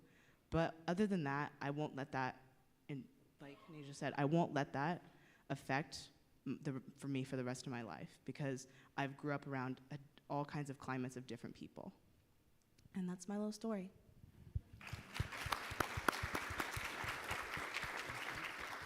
And kind of add on to what you're saying, how you're just going about your normal life and you don't really realize until you have that experience. It's kind of like playing hide and seek and you didn't know you were hiding. And then it's like now you're pretending that you're not hiding anymore. And so it's really difficult when it is like you weren't introduced to it when you were young and all of a sudden it just happens and you have to sit with it and kind of deal with it. For me, I never really experienced any situation where I was like looked down upon or anything, just being a person of color, because I'm Black, Mexican, and white and whatnot. But I never really was like aware of like color that much, or like I never felt like different that much until honestly once I got to high school, and then I would start taking like AP classes and whatnot, and realizing then like it had to be like I had been in very diverse environments, and then I became to be in environments where I noticed I was like the only person of color, and that has continued. Also like going to the University of Chicago, and then classrooms and meetings and even sports teams, especially like wrestling. I wrestled there, and the sport as a whole can be like a predominantly white sport, and like kind of becoming more and more aware to that, even though I was never like, I never felt bad or was like oppressed or anything, just almost a feeling of uncomfortability in those situations, and then having to work through that. But overall, I would say Fort Wayne's a very diverse city with like many opportunities, ways to integrate, but I would definitely just emphasize the division between the city, especially geographically, but also like moving in certain directions.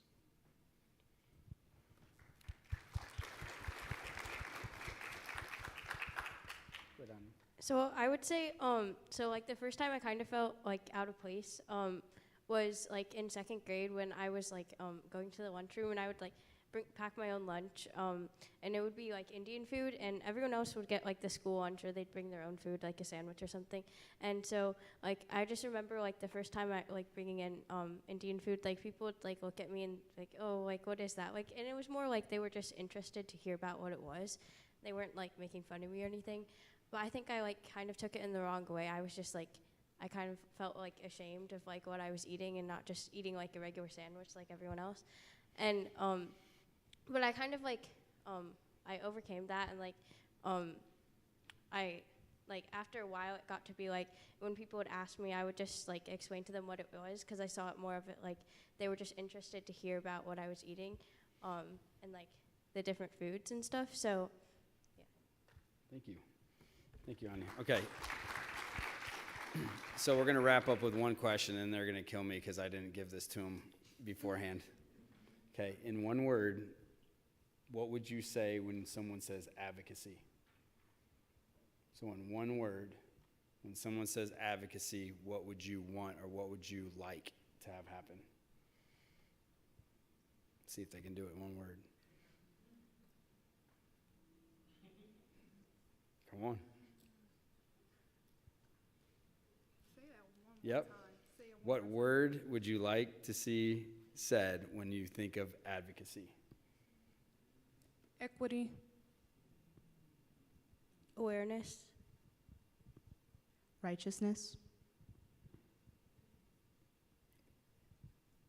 Sincerity.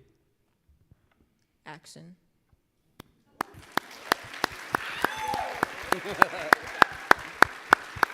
All right, so if you would, if you could give them a standing applause, please. It's a lot to get up on stage, especially as adults, but young people.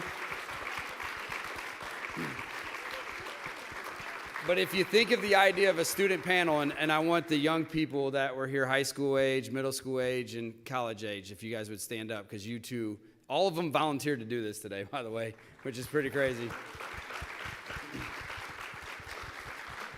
I think when it comes to advocacy, we need to think about voice and getting out of people's way, especially when they're young people. They have a lot to say, and I think if we take in what they say, obviously this community would be in a better place. I'm going to turn it over to a video, correct? Okay, thank you.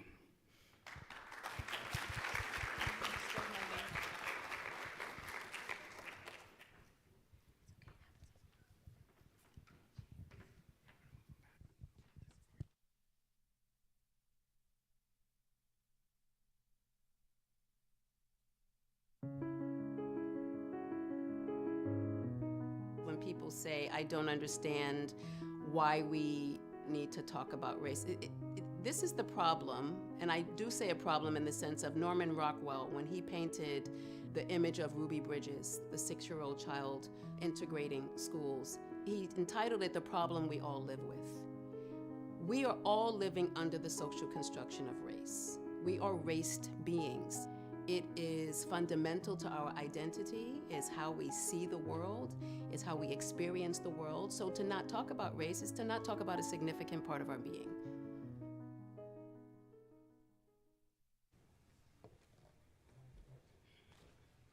Hi again, everyone. It takes a lot to render me speechless, but I am left speechless by the hearts and the souls of the young people who were on the stage. And I honor you for who you are and what you do and all that you just shared. So can we give another round of applause?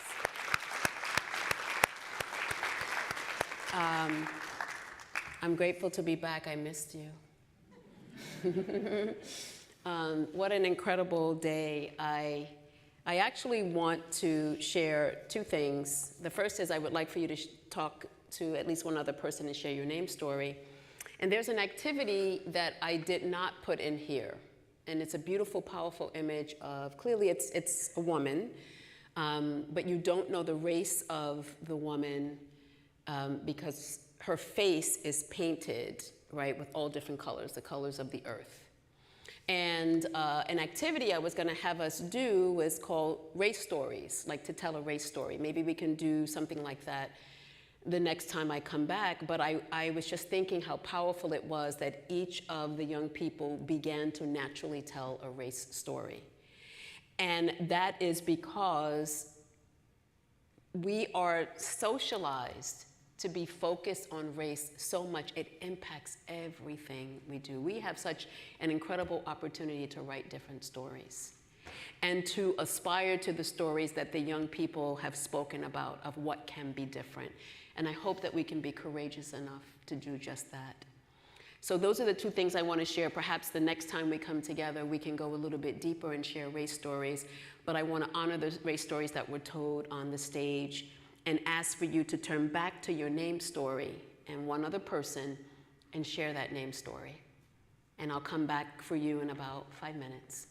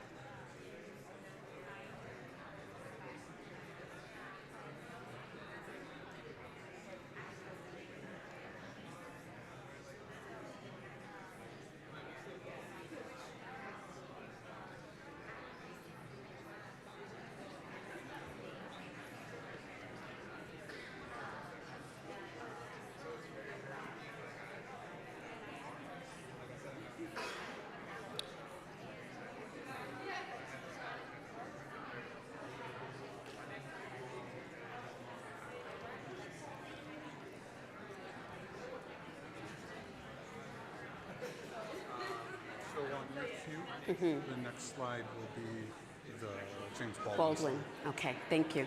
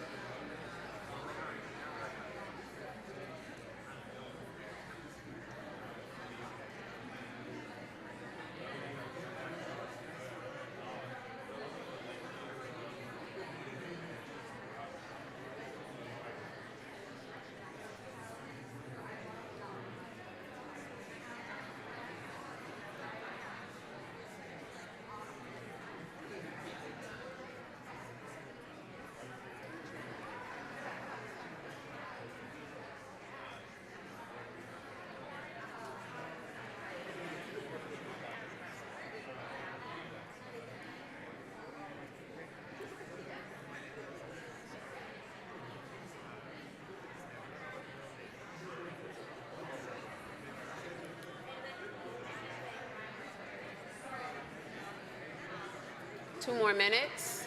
2 more minutes.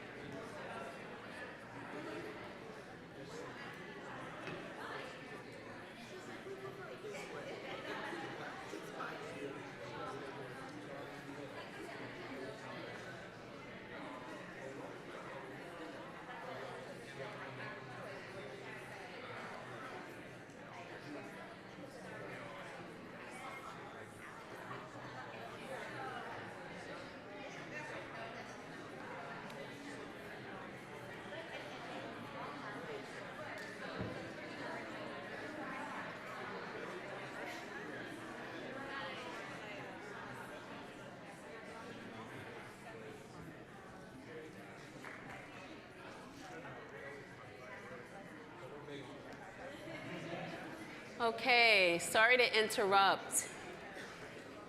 Did everyone get a chance to share their name story? Right? Did you get a chance? If you didn't, you know, when the day is over on the way out, maybe you can still continue to share, right? Names are important. I want to share a couple of resources to engage young people around names. Usually I teach this as a unit in my class. And so I often use Sandra Cisneros. The house on Mango Street has these vignettes. And there is a story called My Name about Esperanza. I often use, Ralph Ellison has a short story on My Name. I often also use Willie Perdomo is one of my favorite poets. No, I'm sorry, that's where I'm from. That's another activity. I have a lot of activities in my head. But I use Ralph Ellison, Sandra Cisneros. I also use, there's a Persian poet from the 15th century. His name is escaping me right now, where he writes about his name. And it's a beautiful thing because often embedded in our name stories is family history. And for those of us who have been named after grandmothers or great-grandmothers, grandfathers, great-aunts, and particularly people who may have passed on, it's important that people pronounce our names correctly. So when I do my name story, I share that I was named after, my name was supposed to be Dina. Let me just share that. My brother's name is David, at least the two that I was raised with. I have other brothers and sisters, but I was raised with David and I was raised with Donna. My father's name is Edgar, actually Edgar Allan Seeley. He was named after Edgar Allan Poe. I don't know, maybe that's why I'm a writer. I don't know. These things happen. And my mother's name was Elsie. So they were the E's and the children were supposed to be the D's. Now there's a reason I'm named Yolanda, because Reverend Martin Luther King Jr. was assassinated April 4th, 1968, and I was born in October of the same year. And so my parents named me after his youngest daughter, Yolanda. So I take my name very deeply, very seriously. I also allow for regional dialects. Some people call me Yolanda. It's not, you know, my preferred pronunciation, but that's sometimes the way when people were raised, and they speak a particular way. But there are names that some of our children have that are very connected to ancestral traditions, or it might be connected to, let's say, pop culture, or because names are so important, families see them as a gift. And so they give very specific and special names to their children. And when our teachers don't take time, or adults take time to pronounce it right, sometimes we're assaulting children without even recognizing that. So the names that our children bring, it symbolizes something deep. And so I just share this to have us make sure that we get names right.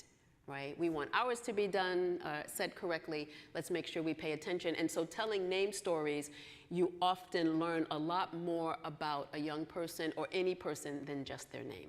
How many of you talked about family members? Just a show of hands, right? How many of you talked about, I don't know, aspirations? What I learned about as I've been teaching 4 years in China is that in that particular culture, the adult names the child after the aspiration that they want. And so if they want them to have a peaceful life, they will name them through Chinese characters that represent peace. If they want them to have a fulfilling life, a life of love, they will name them or give them the name where the characters, the Chinese language, represent love and fulfillment. So names are very important. For just a show of hands, anyone talked about anything else besides a family member or just their name? Anything else bubble up? Yes, please stand up and tell me your name again. My name is Elijah Slate. Mm-hmm. I was talking about a coworker or someone I know from work, and we were talking about blatant disrespect and how she refuses to learn my name or say my name, but we interact often, and we were just kind of talking about, you know, the assault on people and how I don't know if people realize if that's blatant disrespect, but how often I see it. Wow, thank you for sharing that. Yeah, and I have to tell you, the humbling experience for me is learning to pronounce Chinese names But I'm learning, and I'm asking them just to be patient with me, and we're working things out phonetically. It's on Zoom. I don't travel to China every week, y'all. Okay, I'm sure I would get a lot of frequent flyer miles for that, but no, it's all on Zoom. But I'm learning, and I am having them ask them to be patient with me because their names mean so much connected to who the adult wishes for them to be. I feel at the very least I can try to get it right. Anyone else want to either share their name story or share an experience? Yes, hi. Well, my name is Luis, and in undergrad, I had a roommate from Spain, and I know he told me that over there they don't have an S pronunciation. So my name over there would be Luis. It's a TH sound, and that was the first time I had ever heard that. Oh my gosh. Oh my God. What do you do, Luis, when people call you Louis? Do you say anything? Do you correct them?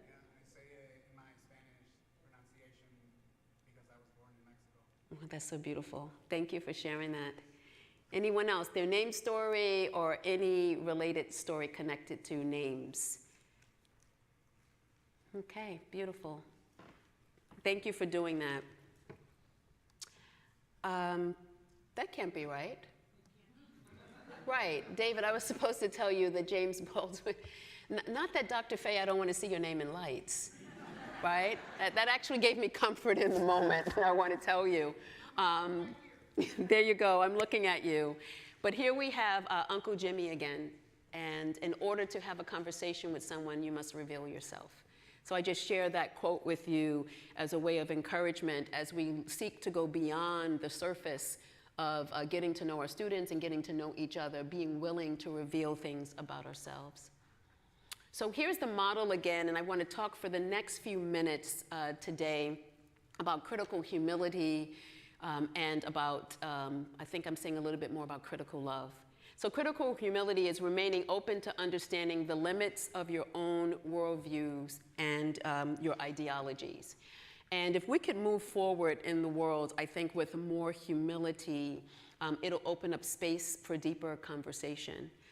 So a way to share more about humility, I think about Reverend Dr. Martin Luther King.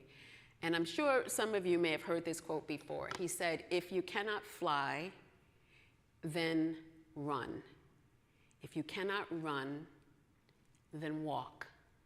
If you cannot walk, then crawl. But whatever you do, just keep moving."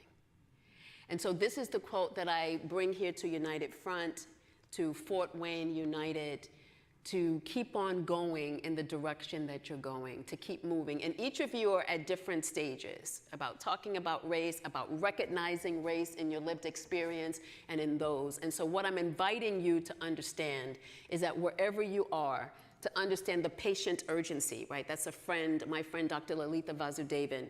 And I try to approach my teaching with the spirit of patient urgency, knowing that this moment is urgent, knowing that time is urgent, knowing that it has been for at least a few hundred years.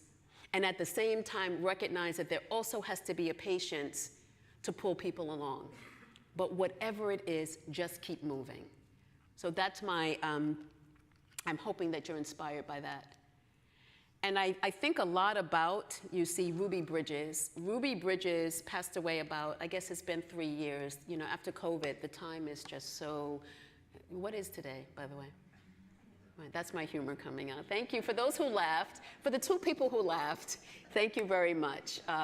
But Ruby Bridges, a couple of years ago, received the Teachers College Columbia University Medal of Honor. And I cannot begin to tell you what an honor it was to be in her presence. I cannot fathom what it must have been for a 6-year-old in New Orleans to integrate a school and to be escorted by the National Guard and to be called all sorts of names. But somehow her parents and she believed in this vision of what we call freedom dreaming. That's the work of Dr. Robin D.G. Kelley, to imagine a world that you've not yet seen. And to be bold enough, to be courageous enough to not only dream it, but who called for action when someone said advocacy? Did you say action? Yes. To not be afraid to move forward in action. And Ruby Bridges changed history.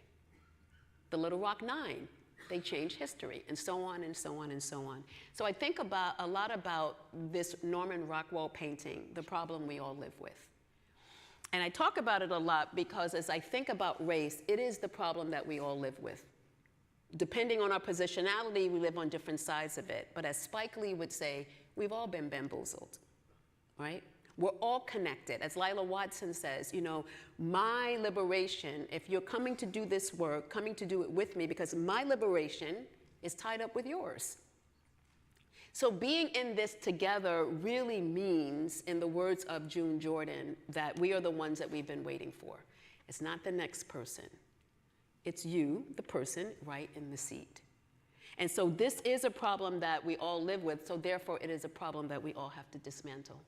And for me, that's where love comes in. This love that Paulo Freire, who some of you may know, is an educator and a philosopher, and he lived in exile for 40 years in Brazil because he dared to bring literacy, a different kind of literacy, to farmers. These were farmers who could read the land and know how to create crops, but they could not read the word.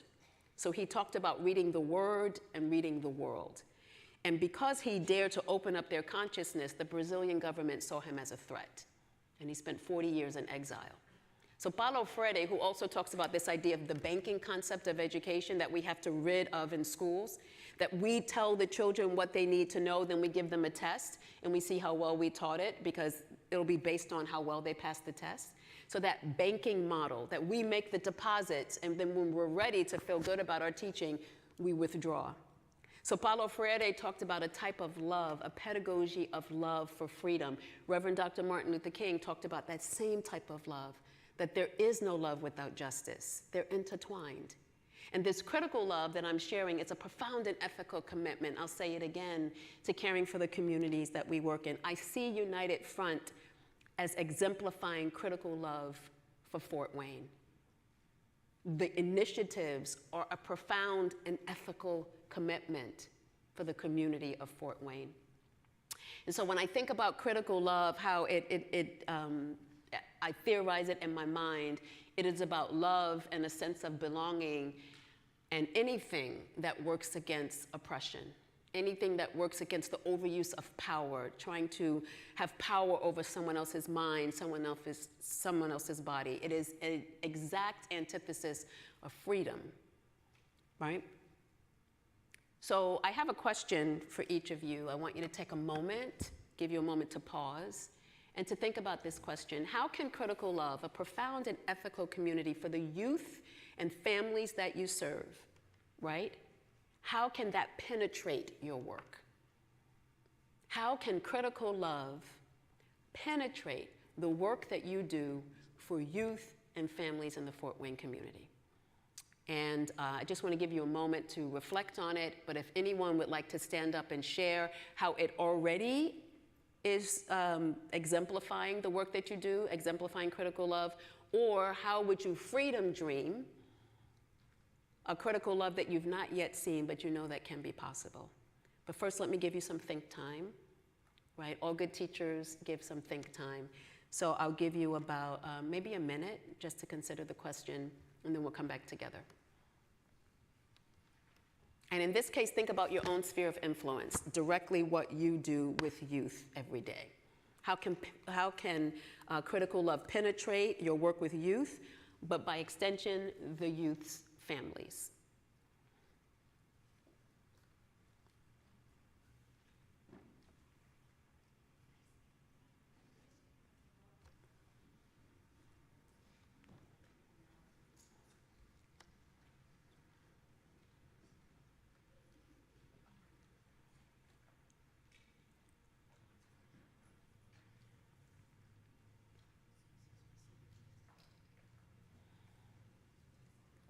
Okay, I know it's after 3 and lunchtime. I know what hour, it's the witching hour. But we're in this together, we're almost done. Anyone willing to stand up and to share how critical love is exemplified in the work that you're doing, or that you freedom dream critical love being the way that your work is seen and taken up? right? Anyone willing to talk about critical love? Okay. Well, what we can do is continue to think about it, right? And focus on it and recognize the power of it. So I want to introduce you to, I talk a lot about, T.T. Maya and Toni Morrison and Uncle Jimmy, but Bell Hooks is also a huge influence on my life, and she recently became an ancestor last December. And particularly her book, All About Love. I've read that book at least 3 times, and each time I read it, it's like the Bible. Every time you read something, you learn something different, depending on where you are in your life. But she writes also in the book Communion and Salvation about the love, particularly of Black communities, right? So when I think about love in education, I turn to Bell Hooks. And she inspires me when she says that there can be no love without justice, very similar to Reverend Dr. Martin Luther King. She said, until we live in a culture that not only respects, but also upholds the basic civil rights for children, most children will not know love. Now, I don't think she's saying that parents are sending their kids to school to depend on being loved by the school, although we should be loving them. We should be loving them as our own. But what she's saying is that if it is not in the school, right, and if it is not in the home, it is not in the community, that basically children's civil rights are not being met. So she sees love as a fundamental civil right for children. How beautiful can that be, that type of vision, if at the basic of it all, every child understood that they were loved, and then they were treated accordingly. So the work of Bell Hooks deeply inspires me. And the clip that was shown earlier, thank you for sharing that clip. I've been grateful to be interviewed for a few documentaries, and I understand the weight of that. When someone asks you to speak, and a lot of times I don't know what comes out of my mouth, because most of what comes out of my mouth is embedded in my heart. And so apparently during this interview for that documentary, I talked about how we look at children, and particularly at the start of the school year. So we all go away for the summer. Hopefully people get rejuvenated and get a chance to write a different story for themselves for the new year. I want to be this type of teacher. I want to be this type of staff member. And usually everyone gets a chance except for children. Somehow we reach back to what happened the year before, and that's the story that's told about them. They really rarely get a chance to have a clean slate. And so I said that when I'm starting with their excellence, what my dear friend Dr. Goldie Mohammed said, starting with their genius, because they all have genius. Children of all different ability levels, and also, by the way, adults, we have genius as well. But it's difficult to see the genius in children when you can't recognize it in yourself. So when I'm starting with their excellence and not what society is saying is their deficit, that is the start of a very different school year, a very different way to read the data, starting with what they do well. And so challenge yourself, right, about when you start talking about children, how are you starting that conversation? Are you starting with, well, they can't do this, they can't do that? Are we talking about struggling readers? We never really talk about struggling teachers, and sometimes our teachers are struggling, but we're quick to talk about struggling readers or struggling writers. What if we flipped it and talked about what they did well, and then saw an opportunity to scaffold, we like to use that word in education, scaffold where they can be. And so critical love, again, is this profound and ethical commitment. When you're looking at that child through a critical love lens, you are loving them in the way that you would love your own child, your own niece, your own nephew, foster child, biological child, and you have the best hopes for them. And so I want to just end this section on talking about love by sharing this video from the Reverend Michael Curry. The Most Reverend Michael Curry is the presiding bishop of the Episcopal Church of the United States. His latest book is Love is the Way, Holding on to Hope in Troubling Times. It's about how love has shaped his life as a descendant of slaves who rose to the top position in a predominantly white church. We spoke earlier, and I began by asking whether he foresaw any of the conflicts of this moment. The perfect storm of a pandemic, a racial reckoning, and a polarized American society wasn't in my mind. But I knew that we were divided. I knew that we had some racial history with some past, with some difficulty. And I hoped that my story would contribute something positive and constructive to that. Again, pre-pandemic, or BC, as I like to say, before COVID. I'm struck, Bishop Curry, that you say it's a look at what love is like, even, and I'm quoting, in a world that feels at times closer to a nightmare than the dream. I mean, you're pointing to the fact that we've been through some really tough times. We have been through really tough times. And the reality is that happens. That's just the nature of life. It's good and bad.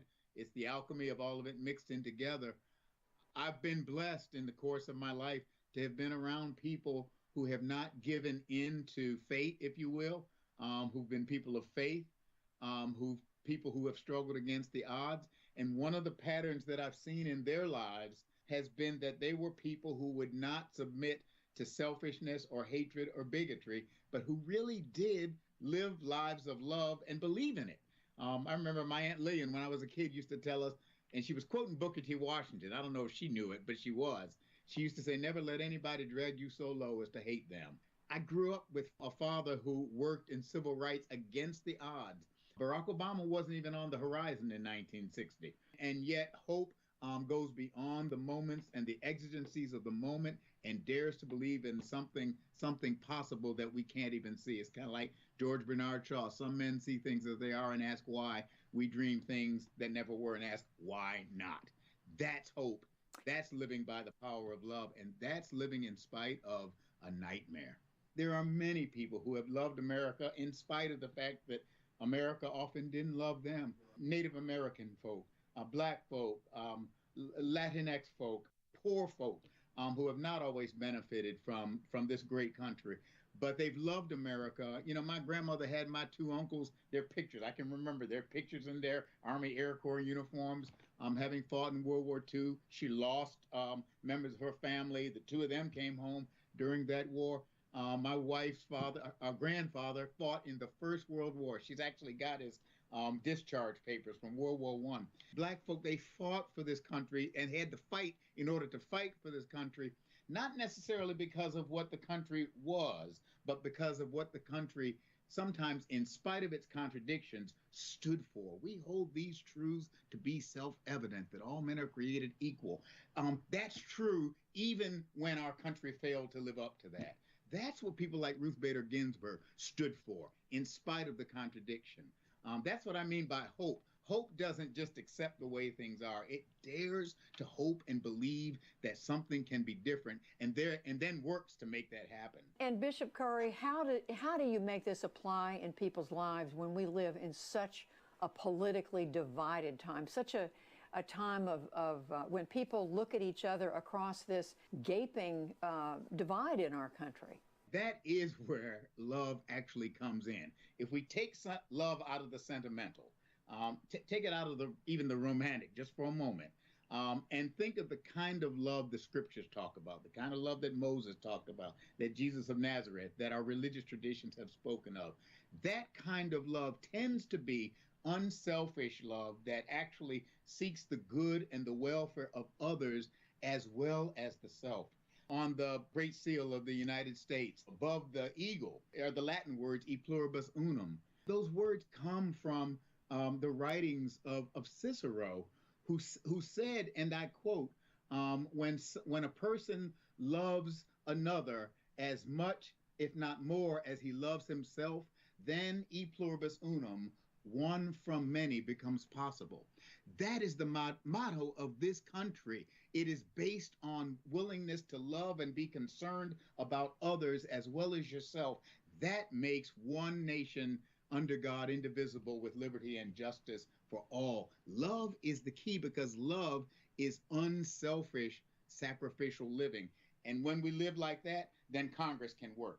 When we live like that, then the economy can work. When we live like that, then there is equal opportunity for all. You see what I'm getting at? Love is not a sentiment, it's a commitment to the common good. And Bishop Curry, I'm also thinking as we start this new year of people who frankly feel isolated. They're at home, whether they've lost a job or can't be with their family right now. What is the message for them when they are physically separated from the people they love? I mean, you're absolutely right. It is hard. But you know what? We've got to figure out. One of the things I've learned is that love very often must be embodied in community. When my mother died and was sick in a coma for over a year, there were a community of folk gathered around us. That community was a context in which love was able to lift us up. I think we've got to figure out ways to be connected to each other. I mean, I've jokingly said, if you're high tech, Zoom. If you're low tech, text. If you're no tech, call. Send a note. Stay in touch, socially distance, following what the public health folk tell us, but stay in touch. Don't get disconnected. Don't get cut off. The psychologists tell us cut off is unhealthy. We actually need each other. So if we can't touch each other physically, we can touch each other on the phone, by writing, across the fence, but find a way to stay connected to other people and to intentionally, if you're able, connect with other people. Sometimes I experience love when I love myself, which is to say, when I step beyond Michael and reach out to somebody else. You know, like that song says, reach out and touch somebody's hand. When I do that, somehow I begin to experience love myself in a very different way when I give it away.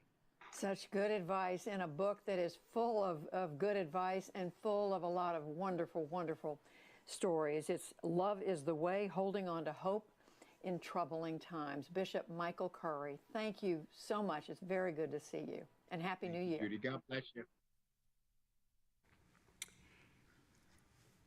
I just want to clap every time I see that video. I don't know. It's something about Michael Curry and his forthrightness. So what I want to do is, we do have a little bit of time. I want to go back to the question that I asked about how can critical love penetrate like the work that we do. And I want to lean on this video and really have you talk at your tables for those who want to share. Let's spend about maybe 5 to 7 minutes taking up that question, but also sharing what you learned or what you heard from this video from Michael Curry. So spend some time talking with each other, taking up the question, how can critical love penetrate the work that we do with youth and family? And also, what's your takeaway from the video from the Most High, Michael Curry? And I'll come back and get you in about 5 to 7 minutes, okay? We're coming into the home stretch. Stretch. Does anyone need to stretch? It's okay, let's do it. Anyone need to stand? Stand, stretch. Yes, move the arms around. Get it moving. Spread that energy, right? All right. Let's talk a little bit. I'll come back for you in about 7 minutes.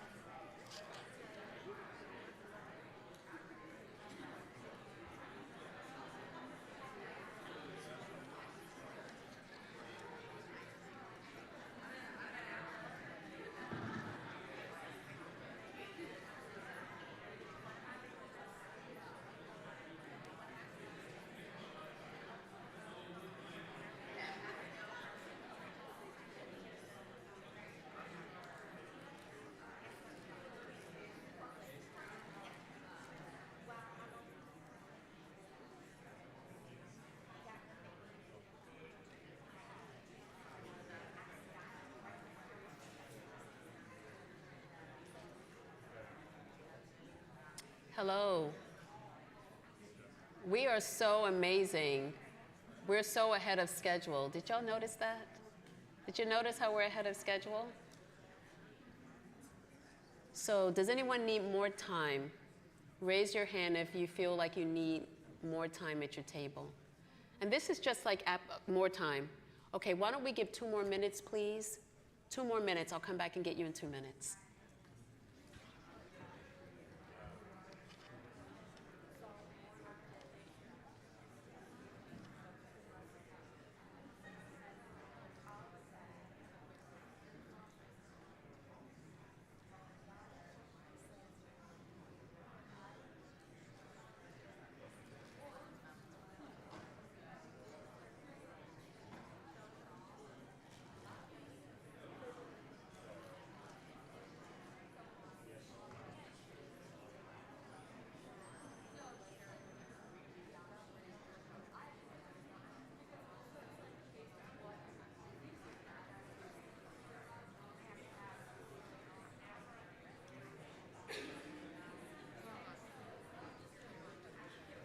Hey. I'm going to be really bold and just tell Yes. you, I don't think some of us understand your term critical love. Okay. I think you're assuming that we're familiar with the term. and Okay. We're not, but that could be just coming from my table's No, experience. okay, thank you. Sure.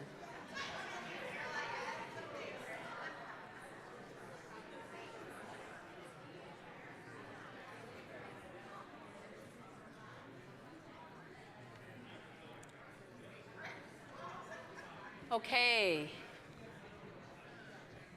So I want to thank,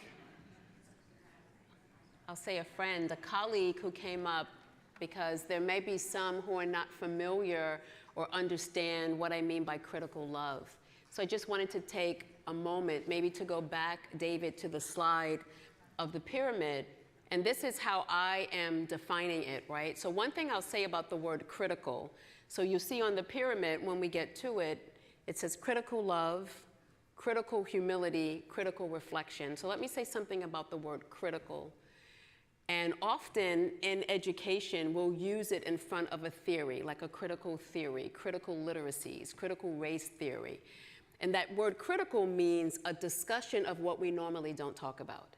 So when you see the word critical, embedded in it is the understanding that race, class, gender, sexual orientation, all of the markers will be talked about. It's a critical lens, a leaning in, a different view. So when we're talking about critically loving and having a profound and ethical commitment to the communities that we work in, we are speaking about usually communities, let's say, of color, marginalization, all of those things that I mentioned, right? So it's not just saying, oh, I love you, or loving someone. It's a critical type of love because you recognize the history embedded in that, so it takes a different type of love. Even when we're talking about humility, remaining open to the limits of our own understanding, and that critical lens is then opening yourself up to those mostly people of color whose ideologies and thoughts may have been ignored, right? So it's being critical. It's a different type of lens than just saying, I'm approaching this with humility. And in the same way of reflection, to when we're talking about being critically reflective, we are talking specifically about thinking deeply, thinking through the various layers of identity and marginalization, specifically focused on those social identities. So the way that I have thought through and theorized critical love, the work that I do is often in urban education. I care and I love about all children, but I am specifically concerned about children who have been marginalized by schools, and those tend to be our children of color. So there's a critical love that needs to happen. There's a profound and ethical commitment that has to happen for those children in order for us to address historically what has been happening for them. So does that help in any way? Thank you. Thank you for that. And this is what we mean, thank you, by asking questions of each other and listening and trying to learn together. That is the spirit of particularly the work that we do when we work with young people. So that brings me to the end of my time with you together, and I want to, before I read this poem to you, I want to give you a moment to, on your phone or computer or on a piece of paper, I want you to write down 4 probes. And I'm hoping that you'll have time to think about these probes, or I can get some folks, because the program is not exactly over, so I don't want to preempt it, but I do want you to consider the full day that you've been here. And so the first probe is, I found myself wondering. As you think about the time that you've spent here today at the Youth Summit, how would you complete that sentence? I found myself wondering, right? That's probe number 1. I found myself wondering. Probe number 2, I was struck by. I was struck by. How would you finish that sentence? I found myself wondering. I was struck by. The third probe, I see a connection to what we're talking about here today, too. What connection would you make? Maybe it's a sermon you heard last Sunday, maybe it's something you saw on television, maybe it's something that someone said to you. If you were at the stadium this morning, maybe it was something that Dr. Fay, Dr. Daniel, the board member, someone said. What connections are you making? I see a connection to what we talked about today, too. And then the last probe is one of action that says, I would like to continue this discussion by. So it's what you're wondering, what you're struck by, connections you're making, and how you would like to continue the conversation.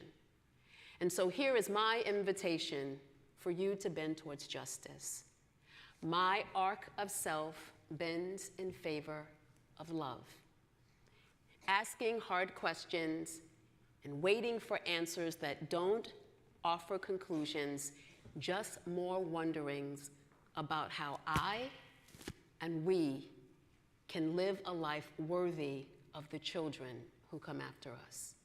And may we indeed be worthy of the children who are with us now. Thank you for your attention. Thank you for coming to the Youth Summit. Let's go Fort Wayne! Thank you.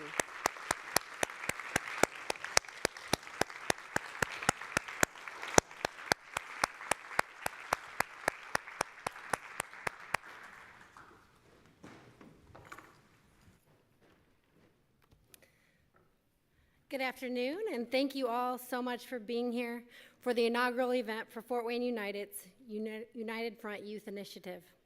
Thank you, Dr. Celie Ruiz, for kicking things off in such a fantastic fashion. My name is Andrea Trevino, and I'm a judge here in Allen County. I'm in charge of the Allen County Juvenile Center, also known as ACJC. And for those of you who don't know, ACJC is home to our juvenile delinquency and family courts, our juvenile probation department, our secure detention center, and an alternative school. I have been on the Fort Wayne United Steering Committee since shortly after taking over the bench at ACJC in 2018.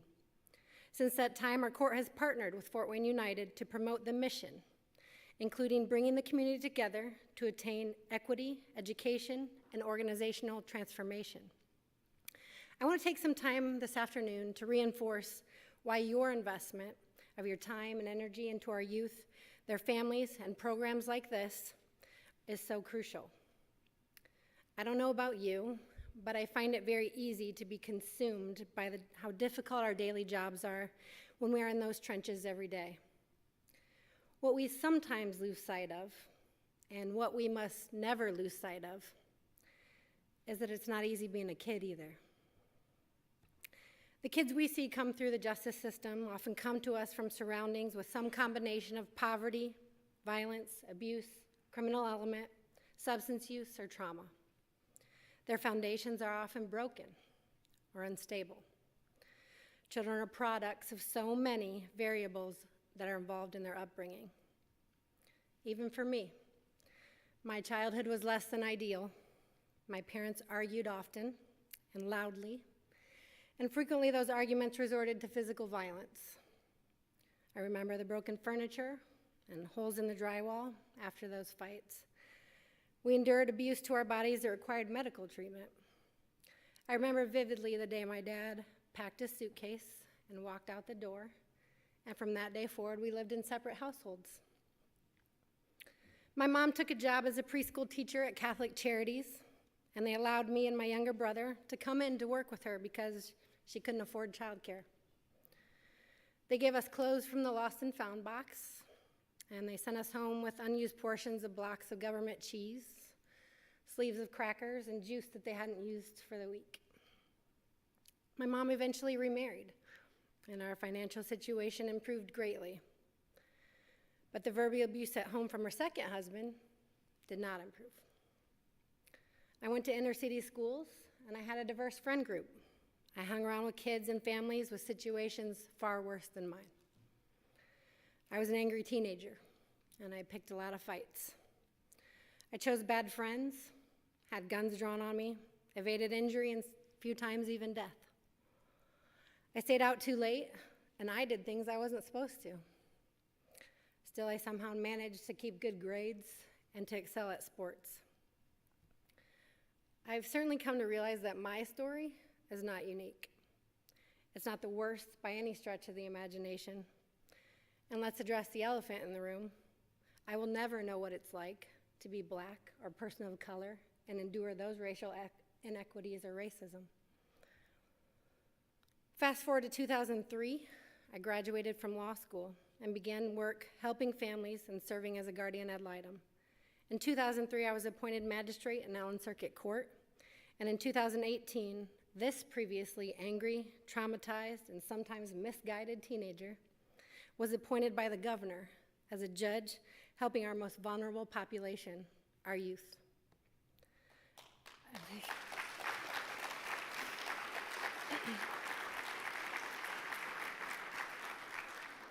Thank you. I was not uniquely situated to get through my issues. I don't have any superpowers. I'm still standing here and able to do what I do because of people like you in this room. People who are willing to put in the work for our youth.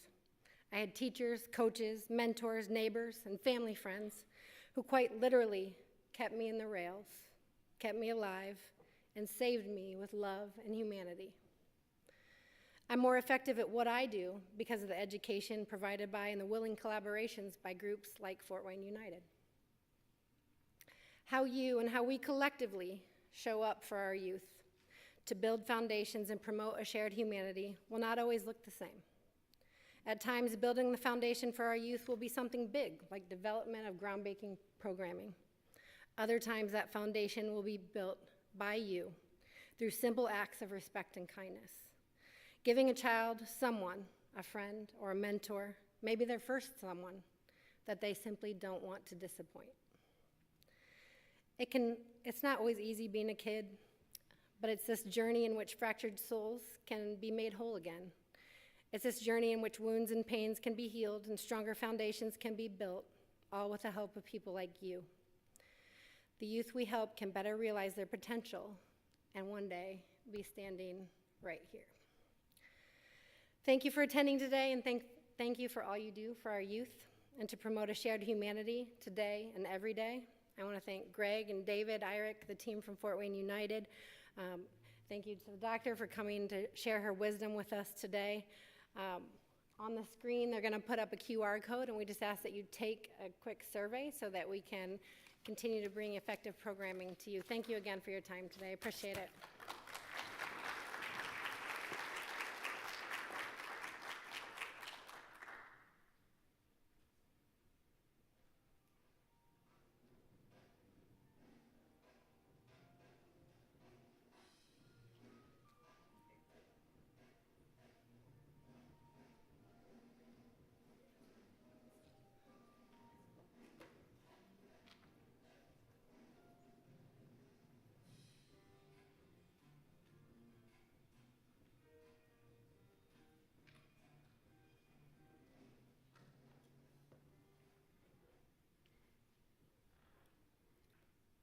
We appreciate your attendance today, and once you are done taking your survey, we are concluded for this awesome event. So thank you so much for coming out learning with us, exploring.